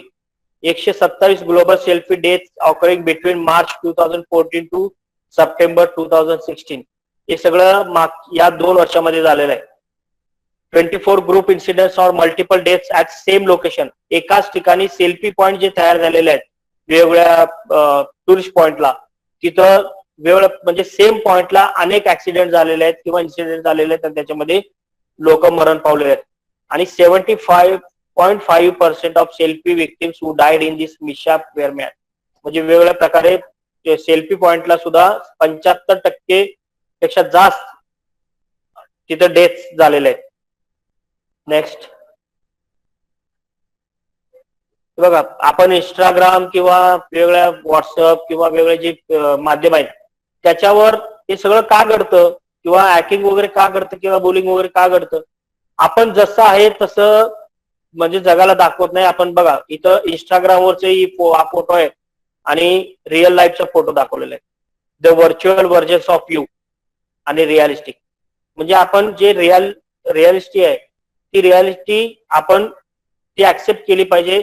आपण दुसऱ्यांचं बघून आपण कॉपी करायला जातो किंवा माझ्या मित्राने हा व्हिडिओ पोस्ट केला तर मी सुद्धा माझा व्हिडिओ पोस्ट करणार, त्याने जसं डान्स केलं किंवा त्याने जशी कृती केली तसं मी ऍक्टिव्हिटी करणार आणि त्याचा व्हिडिओ बनवून इंस्टाग्रामवर टाकणार किंवा व्हॉट्सअपवर टाकणार किंवा टिकटॉकवर टाकणार. ही जी वृत्ती मुलामध्ये बळावत चाललेली आहे त्याच्यामुळे हा सगळा प्रकार घडत चाललेला आहे. Next please. म्हणजे आपण जे नाही ते भासवण्याचा प्रयत्न करतो आणि त्याचा आपल्याला तत्काळ समाधान पाहिजे असतं. 90% of children ages 18 to 16 have viewed porn. हा सर्वे झालेला आहे आणि 8 ते 16 वयोगटातील जवळजवळ 90% मुलं पॉर्न व्हिडिओज बघतात. The largest consumers of pornography are 12 to 17 year old boys आणि porn sites comprise 12% of the internet. आणि इंटरनेटवरील 12% मटेरियल हे सगळे पॉर्न साइट्स आहेत. म्हणजे जे काही अनेक वेबसाईट्स आहेत त्याच्यापैकी 12% वेबसाईट या पॉर्नोग्राफीसाठी आहेत. आणि sexual relations, extreme exposure highly accessible आहेत. सायबर सेक्स ऍडिक्शन होतं आणि याच्यामुळे पूर्ण जे आपले बिहेवियर आहे ते बिहेवियर बदलतं. नेक्स्ट. हे बघा इथं जे आपण इथं बघा तुम्ही एज म्हणलंय तो म्हातारा आहे परंतु त्यानं वय 18 सांगितलेलं आहे. पण दुसऱ्या चित्रात बघतो की डू यू हॅव कॅमेरा. तो मुलगा त्यांना विचारतो त्या आजीला की तुझ्याकडे कॅमेरा आहे का. त्याला माहित नाही की त्या आजीचं वय किती आहे पण तिने काय म्हटलंय नो सॉरी, म्हणजे मी माझा कॅमेरा ऑन करणार नाही. याच्यामधून आपल्याला म्हणजे वेगवेगळ्या प्रकारचे कॉन्टॅक्ट ठेवून त्याच्यामध्ये फसवण्याचं म्हणजे जे चिटिंग असतं ते चिटिंग याच्यामध्ये केलं जातं. आणि हे जे प्रकार आहेत किंवा हे प्रकार जर आपल्या लक्षात आले असतील तर त्याचे प्रकार लगेच आपल्या पालकांना, आपल्या शिक्षकांना किंवा जे आपल्यापेक्षा जास्त वयोगटाचे जे आहेत त्यांना आपण दिलं पाहिजे. किंवा जर गरज भासली तर आपण पोलिसांची सुद्धा मदत घेऊ शकता, सायबर क्राईम डिपार्टमेंटची सुद्धा आपण मदत घेऊ शकता. नेक्स्ट. आपल्याला फेसबुक माहित आहे परंतु हे सेफ बुक आहे. म्हणजे या सगळ्या सायबर याच्यापासून जर आपल्याला वाचायचं असेल तर आपण काय केलं पाहिजे. You think before you post. आपण आजच्या म्हणजे एवढं आपण म्हणतो की धडपडीचं जीवन आहे परंतु या कोरोना काळामध्ये आपल्याला खूप वेळ मिळालेला आहे आणि आपण मागचा पुढचा काही विचार करत नाही. कुठलीही पोस्ट जर आपल्या ग्रुपवर आली किंवा आपल्या मित्राकडून आली त्याचा काही विचार करत नाही आणि ती पोस्ट आपण फॉरवर्ड करतो किंवा शेअर करतो किंवा आपण एक नवीन पोस्ट तयार करून ती पोस्ट करतो. परंतु ते पोस्ट करण्या अगोदर आपण विचार केला पाहिजे की ही पोस्ट खरंच आहे का, त्याच्यामध्ये काही फेक आहे का याचा विचार आपण केला पाहिजे. Only connect with friends. वेगवेगळ्या प्रकारच्या ग्रुपमध्ये जॉईन होण्यापेक्षा तुमचे जे जवळचे मित्र आहेत फक्त त्यांच्याशी तुम्ही कनेक्ट राहा. आणि जास्त म्हणजे फेसबुकवर सुद्धा आपण वेगवेगळ्या प्रकारचे जे रिक्वेस्ट येतात त्याचा आपण काळजीपूर्वक काही बघत नाही.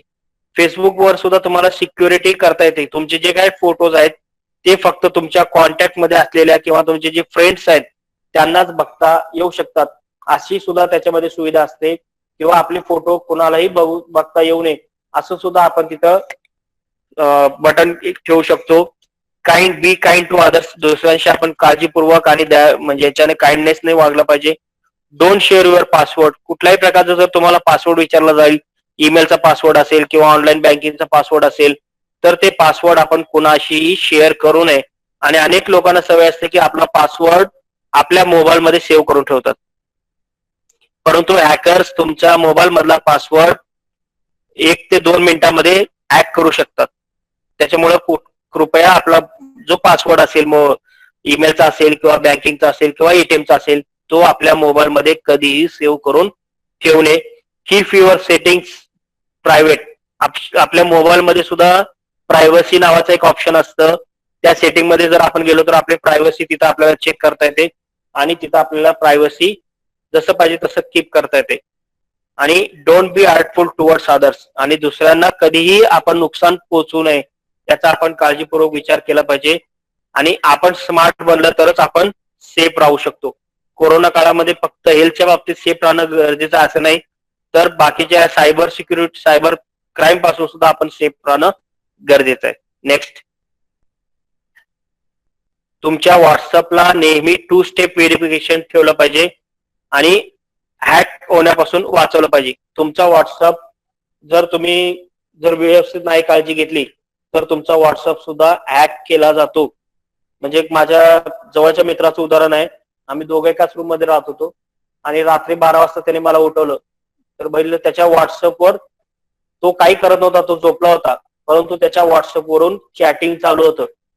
म्हणजे असे सुद्धा प्रकार घडतात. त्याच्यामुळे आपण ती काळजी घेतली पाहिजे. 2 स्टेप व्हेरिफिकेशन आपण ठेवलं पाहिजे. आपल्या ईमेलला सुद्धा तुम्ही 2 स्टेप व्हेरिफिकेशन जर ठेवलात तर तुमच्या मोबाईलला मेसेज येतो. एखादा अंक एखादी संख्या असते, त्या संख्येला क्लिक करणं किंवा यस करणं असे त्याच्यामध्ये ऑप्शन्स असतात. म्हणजे इतर कुठूनही जरी तुम्हाला ईमेल उघडला तुमचा तर तुम्हाला त्याचं लगेच माहिती मिळू शकते. नेक्स्ट, आपले व्हॉट्सअप दुसरं कोणी पाहत तर नाही ना याची खात्री करायची असते. त्यासाठी व्हॉट्सअप सुरू असताना उजव्या कोपऱ्यात दिसणाऱ्या 3 डॉटवर क्लिक केल्यास व्हॉट्सअप वेब नावाचा पर्याय दिसतो. त्याला क्लिक केला आणि जर तुम्ही स्कॅन केलात तर तुमचं व्हॉट्सअप कोणी वापरत नाही किंवा जर तिथं तुमचं लॉग इन असे दिसत असेल तर त्वरित तुम्ही लॉग आउट करू शकता. म्हणजे तुमचा मोबाईल तुमच्या हातात आहे, परंतु तुम्ही कुठल्या तरी इंटरनेट कॅफेमध्ये गेलेलात आणि तिथं तुम्ही तुमचा व्हॉट्सअप वेब वापरलेला असेल, तो तिथं तसंच लॉग इन असतो. म्हणजे आपण गडबडीत असतो आणि आपण लॉग आउट करायचं विसरतो आणि तो तिथं चालू असतो आणि त्याचा वापर दुसरा कोणीतरी करून कोणाला तरी मेसेज पाठवत असतो. व्हॉट्सअपवर येणाऱ्या अनोळखी लिंकला क्लिक अजिबात करायचं नाही. किंवा आपल्याला फ्रीची सवय असते, एखादी गोष्ट फ्री मिळत असेल तर आपण ती लगेच त्याला ऍक्सेप्ट करतो. किंवा कमी किमतीत लॅपटॉप, कमी किमतीत मोबाईल अशा ज्या फसव्या जाहिराती असतात त्याच्यावर क्लिक करून आपण आपली माहिती देतो, ती कृपया देऊ नका. आणि असे काही मेसेज असतात की रिलायन्सनं सगळ्यांना जिओ मोबाईल द्यायचं, फुकटमध्ये द्यायचं किंवा जिओचा डाटा फ्री मध्ये द्यायचं जाहीर केलेलं आहे. हा मेसेज तुम्ही 10 जणांना पाठवलं तर तुम्हाला सुद्धा फ्री मिळेल. अशा प्रकारचे ज्या म्हणजे फेक मेसेज असतात ते दुसऱ्या ग्रुपमध्ये पाठवण्यासाठी तुम्हाला त्या याच्यातून फेक मेसेज मधून केलं जातं. ते कुणालाही फेक म्हणजे पाठवू नका आणि चित्रातील वस्तू किंवा स्थान बदलेल अशा मेसेजकडे दुर्लक्ष करून ते ताबडतोब डिलीट करा. आणि व्हॉट्सअप वापरताना कोणत्याही नेत्याच्या, धर्माच्या किंवा इतर कुठल्याही प्रकारच्या संवेदनशील बाबीवर आपत्तीजनक पोस्ट असेल किंवा कमेंट असेल ते करू नये. हिंसाचार पसरवणारे, बाल गुन्हेगारी किंवा अश्लील मेसेज असतील किंवा पोस्ट असतील किंवा व्हिडिओ असतील ते आपण फॉरवर्ड करू नये. आणि सामाजिक सलोखा याच्यामुळे बिघडतोच, परंतु जर सायबर क्राईम कडे जर त्याची तक्रार गेली तर तुमच्यावर दंडात्मक कारवाई होऊ शकते आणि तुम्ही तुरुंगात सुद्धा जाऊ शकता. Okay sir. आता आपण बघूया मेल बाबत आपण काय काळजी घ्यावी. आपला मेल आयडीचा पासवर्ड कुणाशी शेअर करू नका. अगोदर सांगितल्याप्रमाणे आपला ईमेल आयडीचा पासवर्ड आपल्या मोबाईल मध्ये सेव्ह करून ठेवू नका. आणि आपला पासवर्ड हा आपला मोबाईल नंबर किंवा आवडत्या व्यक्तीचं नाव, जन्मतारीख अशा प्रकारे ठेवतो.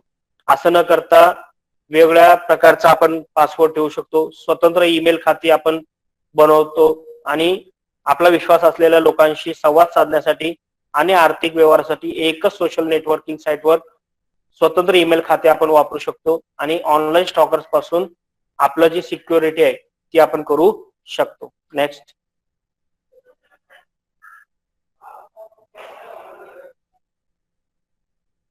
मेलचा जो स्पॅम फोल्डर असतो तो नेहमी डिलीट केला पाहिजे. काही ईमेल अनोळखी व्यक्ती किंवा संस्थाकडून येतात, ते काळजीपूर्वक आपण वाचलं पाहिजे. आणि अटॅचमेंट बरोबर व्हायरस येऊ शकतो.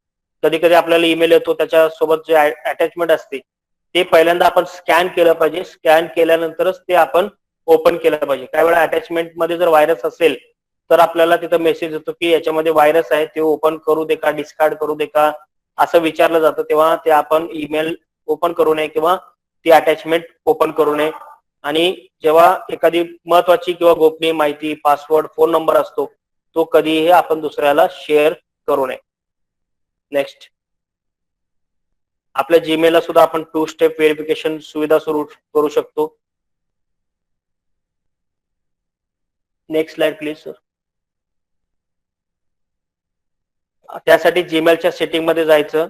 गुगल अकाउंट सेटिंग मध्ये जाऊन तिथं सिक्युरिटी नावाचं ऑप्शन असतं, त्याच्यामध्ये जाऊन आपण 2 स्टेप व्हेरिफिकेशन सुरू केल्यानंतर आपल्याला जर आपला मेल, पासवर्ड जरी कोणाला माहित झाला तरी ते लॉग इन करू शकणार नाहीत. आणि लॉग इन करण्याचा जर प्रयत्न करत असेल तर आपल्या मोबाईल स्क्रीनवर मेसेज येतो आणि आपण त्याला परवानगी दिली तरच ते लॉग इन होऊ शकतं. तिथं आपल्याला बॅकअप कोड मिळतात, व्यवस्थित सेव्ह करून ठेवलं पाहिजे आणि त्याचाही वापर आपण आपलं लॉग इन करण्यासाठी वापरू शकतो. नेक्स्ट, आता आपण बघूया एटीएम मशीन बाबत काय काळजी घ्यावी. एटीएम वापरण्यापूर्वी एटीएमच्या पॅनलमध्ये कोणतीही विचित्र वस्तू किंवा संशयित वस्तू किंवा एखादा कॅमेरा त्याच्या तिथं बसवलेला नाही याची खात्री करा. आणि आपल्या मशीनवर आपण जे एटीएम पिन टाकतो तेव्हा तो कुणी बघत नाही ना याची खात्री करा. एटीएमच्या खोलीत शक्यतो एका वेळी एकाच व्यक्तीनं असलं पाहिजे. आणि जर आपण तिथं असू आणि दुसरा जर त्याच्यामध्ये प्रवेश करत असेल तर त्याला आपण रोखलं पाहिजे. सॉरी, आपलं एटीएम आपल्या म्हणजे आपल्या ओळखीच्या व्यतिरिक्त कुणाच्याही ताब्यात द्यायचं नाही. आणि आपल्या एटीएमचा पिन दर 3 महिन्याला बदलला पाहिजे. आपली फसवणूक होऊ नये यासाठी आपलं क्रेडिट कार्ड असेल, डेबिट कार्ड असेल, त्याच्या पावत्या, आपले मासिक स्टेटमेंट हे वेळच्या वेळी चेक केलं पाहिजे. आणि आपल्याला सवय असते की मशीन मधून पैसे काढले आणि स्लिप बाहेर येते, ती स्लिप आपण तिथंच टाकून देतो. तर ती तिथंच टाकून देऊ नये. त्याच्यावर तुमचा अकाउंट नंबर, तुमचे एटीएमचे डिटेल्स हे सगळे डिटेल्स असतात. त्याच्यामुळं तो कागद तिथं न टाकता ते फाडून तरी टाकावी किंवा सोबत घेऊन जायचं. त्याच्यानंतर आपल्या एटीएम किंवा क्रेडिट कार्ड किंवा डेबिट कार्डचे फोटोकॉपी जर कोणाला द्यायची असेल तर ती फक्त वरची जी बाजू असते ज्याच्यावर सीव्ही नंबर लिहिलेला नसतो, सीव्ही नंबर पाठीमागच्या साईडला असतं, त्याची झेरॉक्स, त्या सीव्ही नंबरची झेरॉक्स कोणालाही द्यायची नाही.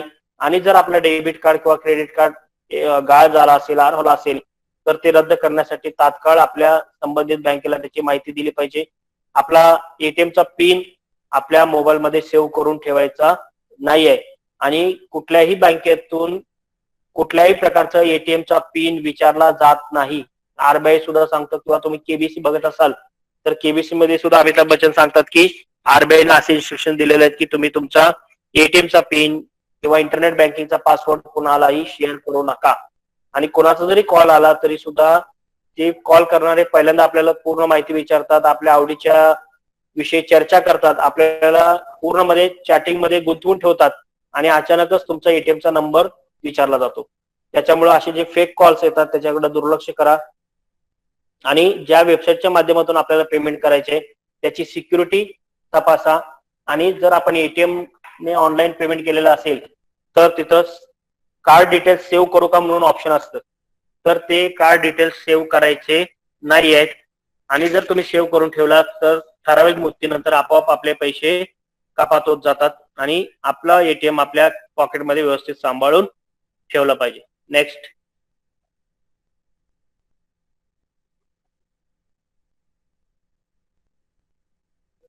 आणि इंटरनेट बँकिंग जर आपण वापरत असू तर स्वतःच्या मालकीच्या संगणकावर किंवा लॅपटॉपवरच ते वापरलं पाहिजे. इंटरनेट कॅफे किंवा सार्वजनिक ठिकाणी आपण लॉग इन करत असताना आपला पासवर्ड कुणी पाहत नाही ना याची काळजी घेतली पाहिजे. आणि कीबोर्ड वरील बटन दाबताना सीसीटीव्ही मध्ये ते रेकॉर्ड होतात का याची पण खात्री करा. आणि शक्यतो ऑनलाईन बँकिंग करताना तिथं जो व्हर्च्युअल कीबोर्ड असतो त्याचा आपण वापर केला पाहिजे. आणि आपल्याला विश्वास असलेल्या ठिकाणी नेटवर्कवरच आपण नेहमी खरेदी केली पाहिजे. आणि जे काही तुम्ही बँकिंग वेबसाईट किंवा ऍप्स ब्राउज करता त्याचा डेटा किंवा चोरी केली जाऊ शकते, म्हणून ब्राउजिंगसाठी मित्राचा फोन, सार्वजनिक संगणक किंवा कॅफेचा विनामूल्य वापरणे ते आपण टाळलं पाहिजे.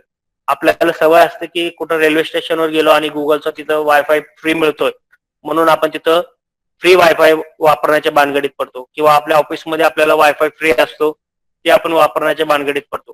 परंतु या फ्रीच्या भानगडीत पडल्यामुळेच आपल्याला सगळ्यात जास्त धोका असतो. आणि फ्री वायफाय जिथं असतं तिथूनच सगळ्यात जास्त हॅकिंगचे प्रकार घडत असतात. आणि आता वेगवेगळ्या कंपन्या दररोज आपल्याला 2 GB डेटा देत आहेत. आणि 2 GB डेटा हा आपल्यासाठी खूप झाला. म्हणजे आपण पूर्वी महिन्याला 1 GB डेटा वापरत होतो, परंतु आज आपल्याला 2 GB काय काय लोकांना कमी पडत आहेत. म्हणजे एवढे आपण सोशल मीडियावर ऍक्टिव्ह असतो. परंतु जो काही आपल्या स्वतःच्या मोबाईल मधला डेटा जेवढा सिक्युअर असतो तेवढा वायफायचा डेटा सिक्युअर नसतो. त्याच्यामुळे आपण शक्यतो फ्री वायफायच्या भानगडीत न पडता आपल्या स्वतःच्याच मोबाईल मधला डेटा वापरला पाहिजे. नेक्स्ट,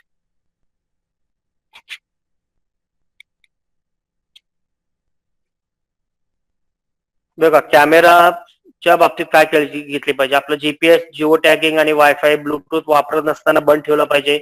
लोकेशन चेक इन बंद ठेवलं पाहिजे. चेंजिंग रूम मध्ये जाताना सुद्धा आपण ते आधी तपासून घेतले पाहिजे. आणि तुम्हाला जर एखादा फोटो शेअर करायचीच वेळ जर आली तर कमी रेझोल्युशनचे फोटो आपण अपलोड केले पाहिजेत. जर जास्त रेझोल्युशनचे जर फोटो आपण अपलोड केले तर त्याच्यावर ऍडब फोटोशॉप मध्ये जाऊन तो फोटो बदलला जाऊ शकतो किंवा त्याच्यात एडिट केला जाऊ शकतो. म्हणून कधीही फोटो शेअर करताना तो कमी रेझोल्युशनचा वापरला पाहिजे. सॉरी. वायफाय बद्दल आता मी सांगितलेलं आहे. आणि लॅपटॉप आणि कम्प्युटर असेल तर त्याचं लायसन अपडेट केलं पाहिजे. आणि अँटीव्हायरस तुम्ही क्विकल वापरा किंवा नेट प्रोटेक्टेड वापरा, कुठलाही वापरा, परंतु ते नेहमी अपडेट केलं पाहिजे. आणि टोरेंट जे संकेतस्थळ आहे, वेबसाईट आहे, ते वापरण्याचं टाळलं पाहिजे. आणि कॉपीराईटचे कायदे सुद्धा आपण माहिती करून घेतली पाहिजे. वायफाय मधील जे सुरक्षा विषयक सुविधा आहेत त्याची माहिती करून वापरलं पाहिजे. आणि जर आपल्याला डिजिटल त्रास झाला तर त्याची वेळोवेळी तक्रार केली पाहिजे. नेक्स्ट.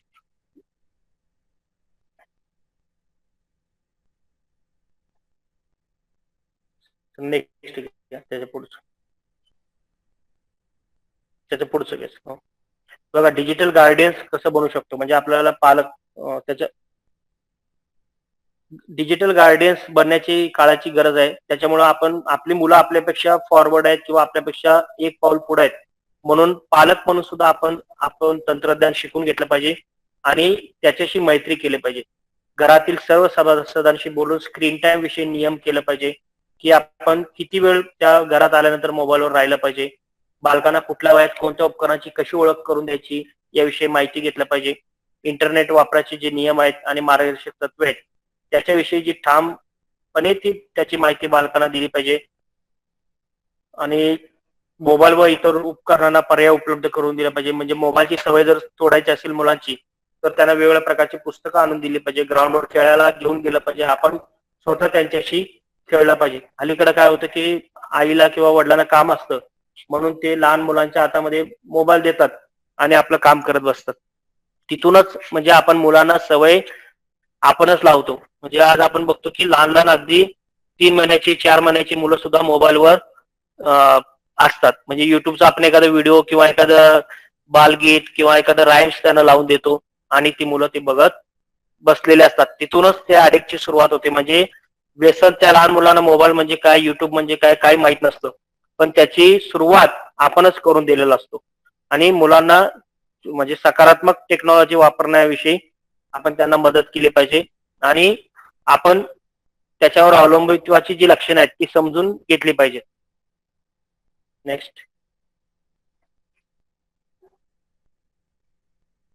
फेसबुक, जसं आपण जीमेलचं बघितलं, एटीएमचं बघितलं, तसं फेसबुकचा सुद्धा युजर नेम पासवर्ड कोणाशी शेअर करायचं नाही. अनोळखी लोकांकडून फ्रेंड रिक्वेस्ट स्वीकारायचं नाही.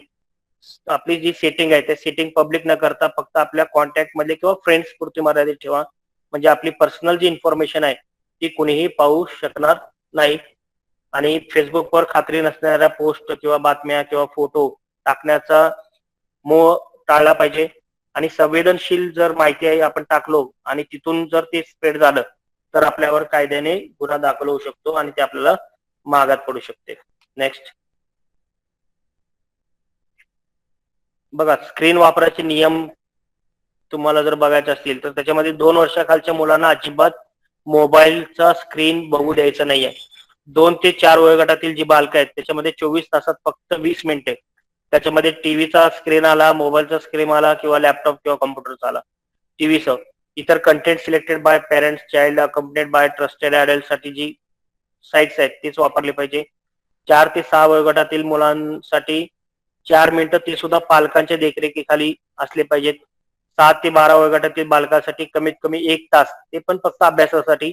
आणि 13च्या पुढील वयोगटासाठी 2 तास, जास्तीत जास्त 2 तास. आणि जेवताना कुठल्याही स्क्रीनचा वापर न करण्याबद्दल आपण आई वडिलांनी त्यांना ठामपणे सांगितलं पाहिजे. आणि सगळं करताना आपण ते नियम पाळले पाहिजेत, तरच आपली मुलं ते नियम पाळणार आहेत. तुम्ही जर जेवताना मोबाईल मध्ये गुंग असाल आणि जेवत आहात तर तुमची मुलं तुमचं ऐकणार नाही. त्याच्यामुळे जी काही गोष्ट करायची आहे म्हणजे आधी आपल्यापासून सुरुवात आपण केली पाहिजे आणि नियम जर आपण पाळलो तर आपली मुलं ते नियम पाळू शकतात. नेक्स्ट. आणि बालकांना मनोरंजनाऐवजी संवाद जास्त हवा असा वाटत असतो, त्याच्यामुळे आपण जास्तीत जास्त आपल्या मुलांशी घरात असताना बोललं पाहिजे किंवा जरी तुम्ही बाहेर गेला सर्व्हिसला असाल तर जास्तीत जास्त वेळ फोनवर बोलून त्यांच्याशी कम्युनिकेशन ठेवण्याचा प्रयत्न केला पाहिजे आणि कुठल्याही प्रकारचे गेम्स खेळत असेल तर त्या गेम्स खेळण्याच्या सवयींना प्रोत्साहन द्या आणि जबाबदारीनं वागायला शिकलं पाहिजे आणि घरातील सामायिक वापराच्या जागेतच त्याची उपकरणं ठेवली पाहिजे. इंटरनेट सुरक्षा जे नियम आहेत ते घरामध्ये आणि शाळेमध्ये ते पाळले पाहिजेत हे त्यांना समजून सांगितलं पाहिजे. नेक्स्ट. जर आपल्याला आपल्या काही टेक्निकल गोष्टी त्याच्याबद्दल समजून घ्यायचं असेल तर काही सूचना आहेत. Sir next please. ओके. बघा, बालकासाठी आपण सुरक्षित आणि वेगळं प्रोफाईल आपल्या लॅपटॉपमध्ये किंवा आपल्या मोबाईलमध्ये वेगळं तयार करू शकतो. वेगळे उपकरणं बालकांना न देता एकाच उपकरणावर पालक नियंत्रण सुविधा सुरू करून वापरास ठेवू शकतो. म्हणजे युट्यूबवर सुद्धा जे साईट्स बघायचे नाहीयेत त्याच्यावर आपण रिस्ट्रिक्शन टाकू शकतो किंवा kidi.com kidal.com हे ब्राउझर आपण त्यांना वापरायला देऊ शकतो. युट्यूब किड्स हा सगळ्यात चांगला एक युट्यूब चॅनल प्रकार आहे. म्हणजे आपण जे जनरल युट्यूब वापरतो त्याच्यापेक्षा मुलांना युट्यूब किड्स जर त्यांना वापरायला दिलं तर त्याचा वापर ते व्हिडिओ बघण्यासाठी करतात आणि त्याच्यावर फक्त मुलांसाठी जे व्हिडिओज आहेत तेच व्हिडिओज असल्यामुळं पॉर्न व्हिडिओज वगैरे बघण्याचा त्याच्यावर संबंध येणार नाही. त्याच्यामुळे मुलांना आपण युट्यूब किड्सचा पर्याय दिला पाहिजे. बालक जी आपली मुलं खेळत असतात त्या गेम्स आपण मानांकन तपासलं पाहिजे, जे स्टँडर्ड्स ठरलेले आहेत ते तपासलं पाहिजे आणि सायबर धोक्याविषयी आपण बालकांना माहिती दिलं पाहिजे. पूर्वी आपण मुलांना चोरांबद्दल माहिती द्यायचो, परंतु आज आपल्याला सायबर क्राईम विषयी माहिती देण्याची गरज आहे आणि तंत्रज्ञानाचा वापर बालकांना सुरक्षित ठेवण्यासाठी आपण करू शकतो. नेक्स्ट. वेगवेगळे जे कलम्स आहेत म्हणजे वेगवेगळे कलम आणि त्याच्याबद्दल क्राईम, त्याच्या प्रकारचा गुन्हा आणि त्याची पनिशमेंट हे दिलेलं आहे, म्हणजे फक्त माहितीसाठी आहे. नेक्स्ट. बर, पण समजा तुम्हाला हे सगळं ऑब्जेक्शनेबल जर असेल तर ते message about you, picture, post तर पॅनिक व्हायचं नाही, ते क्विकली चेक करायचं आणि जर तो कंटेंट आपल्याला डिलीट करता आलं तर तो डिलीट करायचा आहे. जर आपल्याला तो कंटेंट डिलीट आपलाच फोटो कुठेतरी वेगळ्या प्रकारे जर आपल्याला दिसला तो डिलीट करता आला तर डिलीट करायचा आहे. जर आपल्याला डिलीट करायचा येत नसेल तर आपण जवळच्या पोलीस स्टेशनशी संपर्क साधायचा आहे किंवा जो सायबर सेल पोलीस डिपार्टमेंटमध्ये असतो त्यांना रिक्वेस्ट करून त्याची पूर्ण माहिती आपण दिली पाहिजे. Next.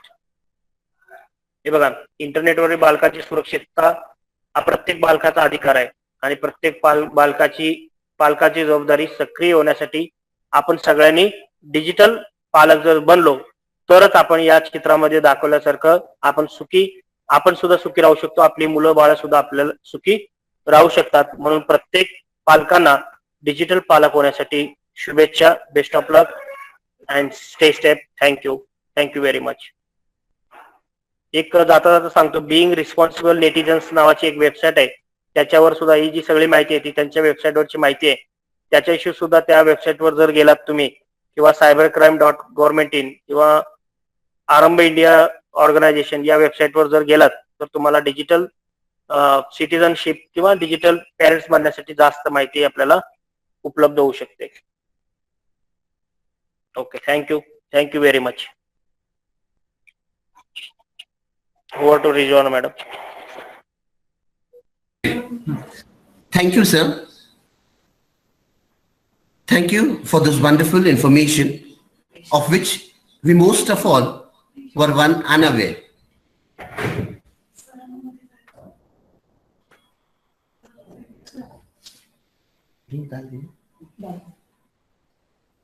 All the participants, the teachers, and all those who are present in today's webinar are kindly requested to please check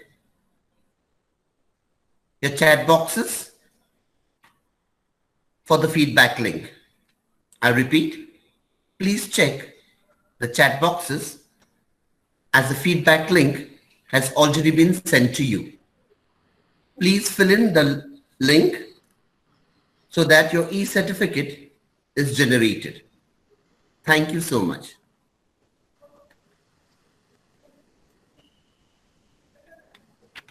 myself, Joseph Francis, a witness today's program of the webinar on personality development and cyber security in this digital world. As I said, knowingly, unknowingly, we are facing this problem, and pray to the Almighty that we may soon be out of this phase and live our normal lives.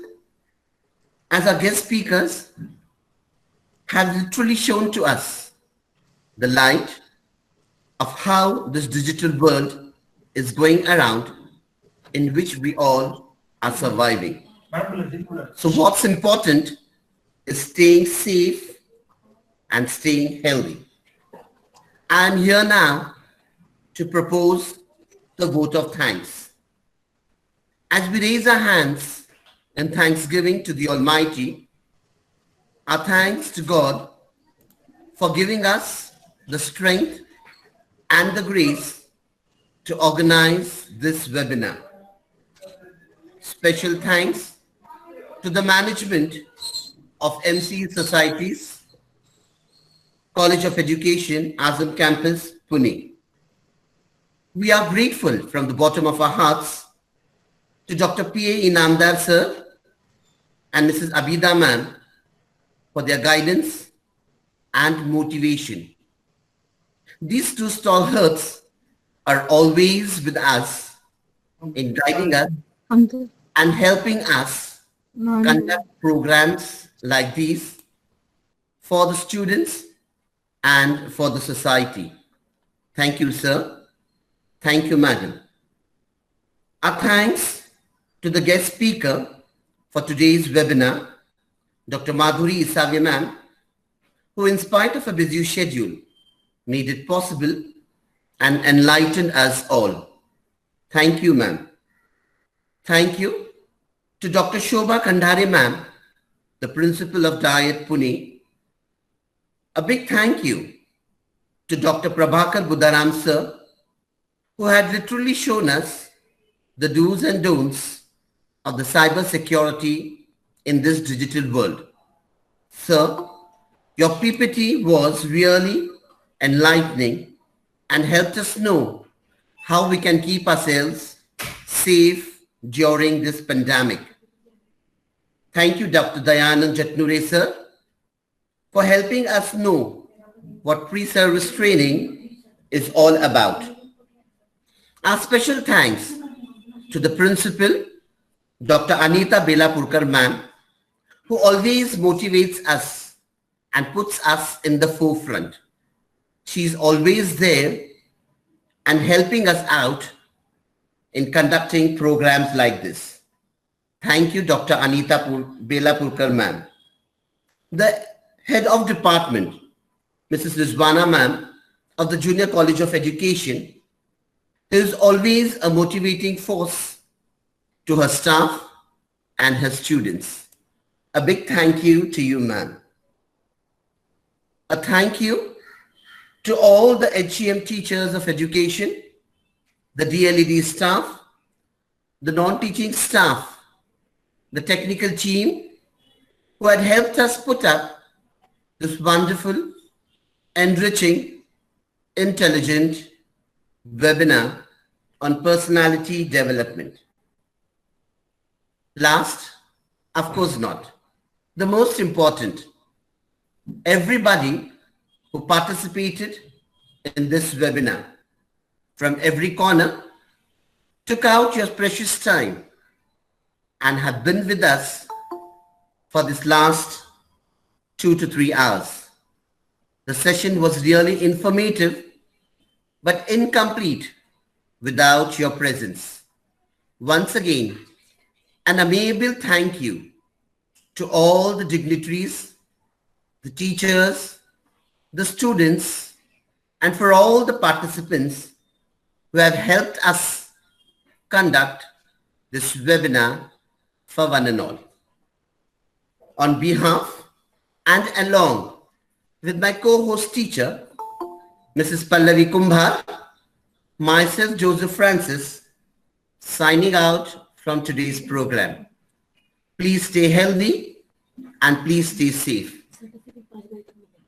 Thank you one and all.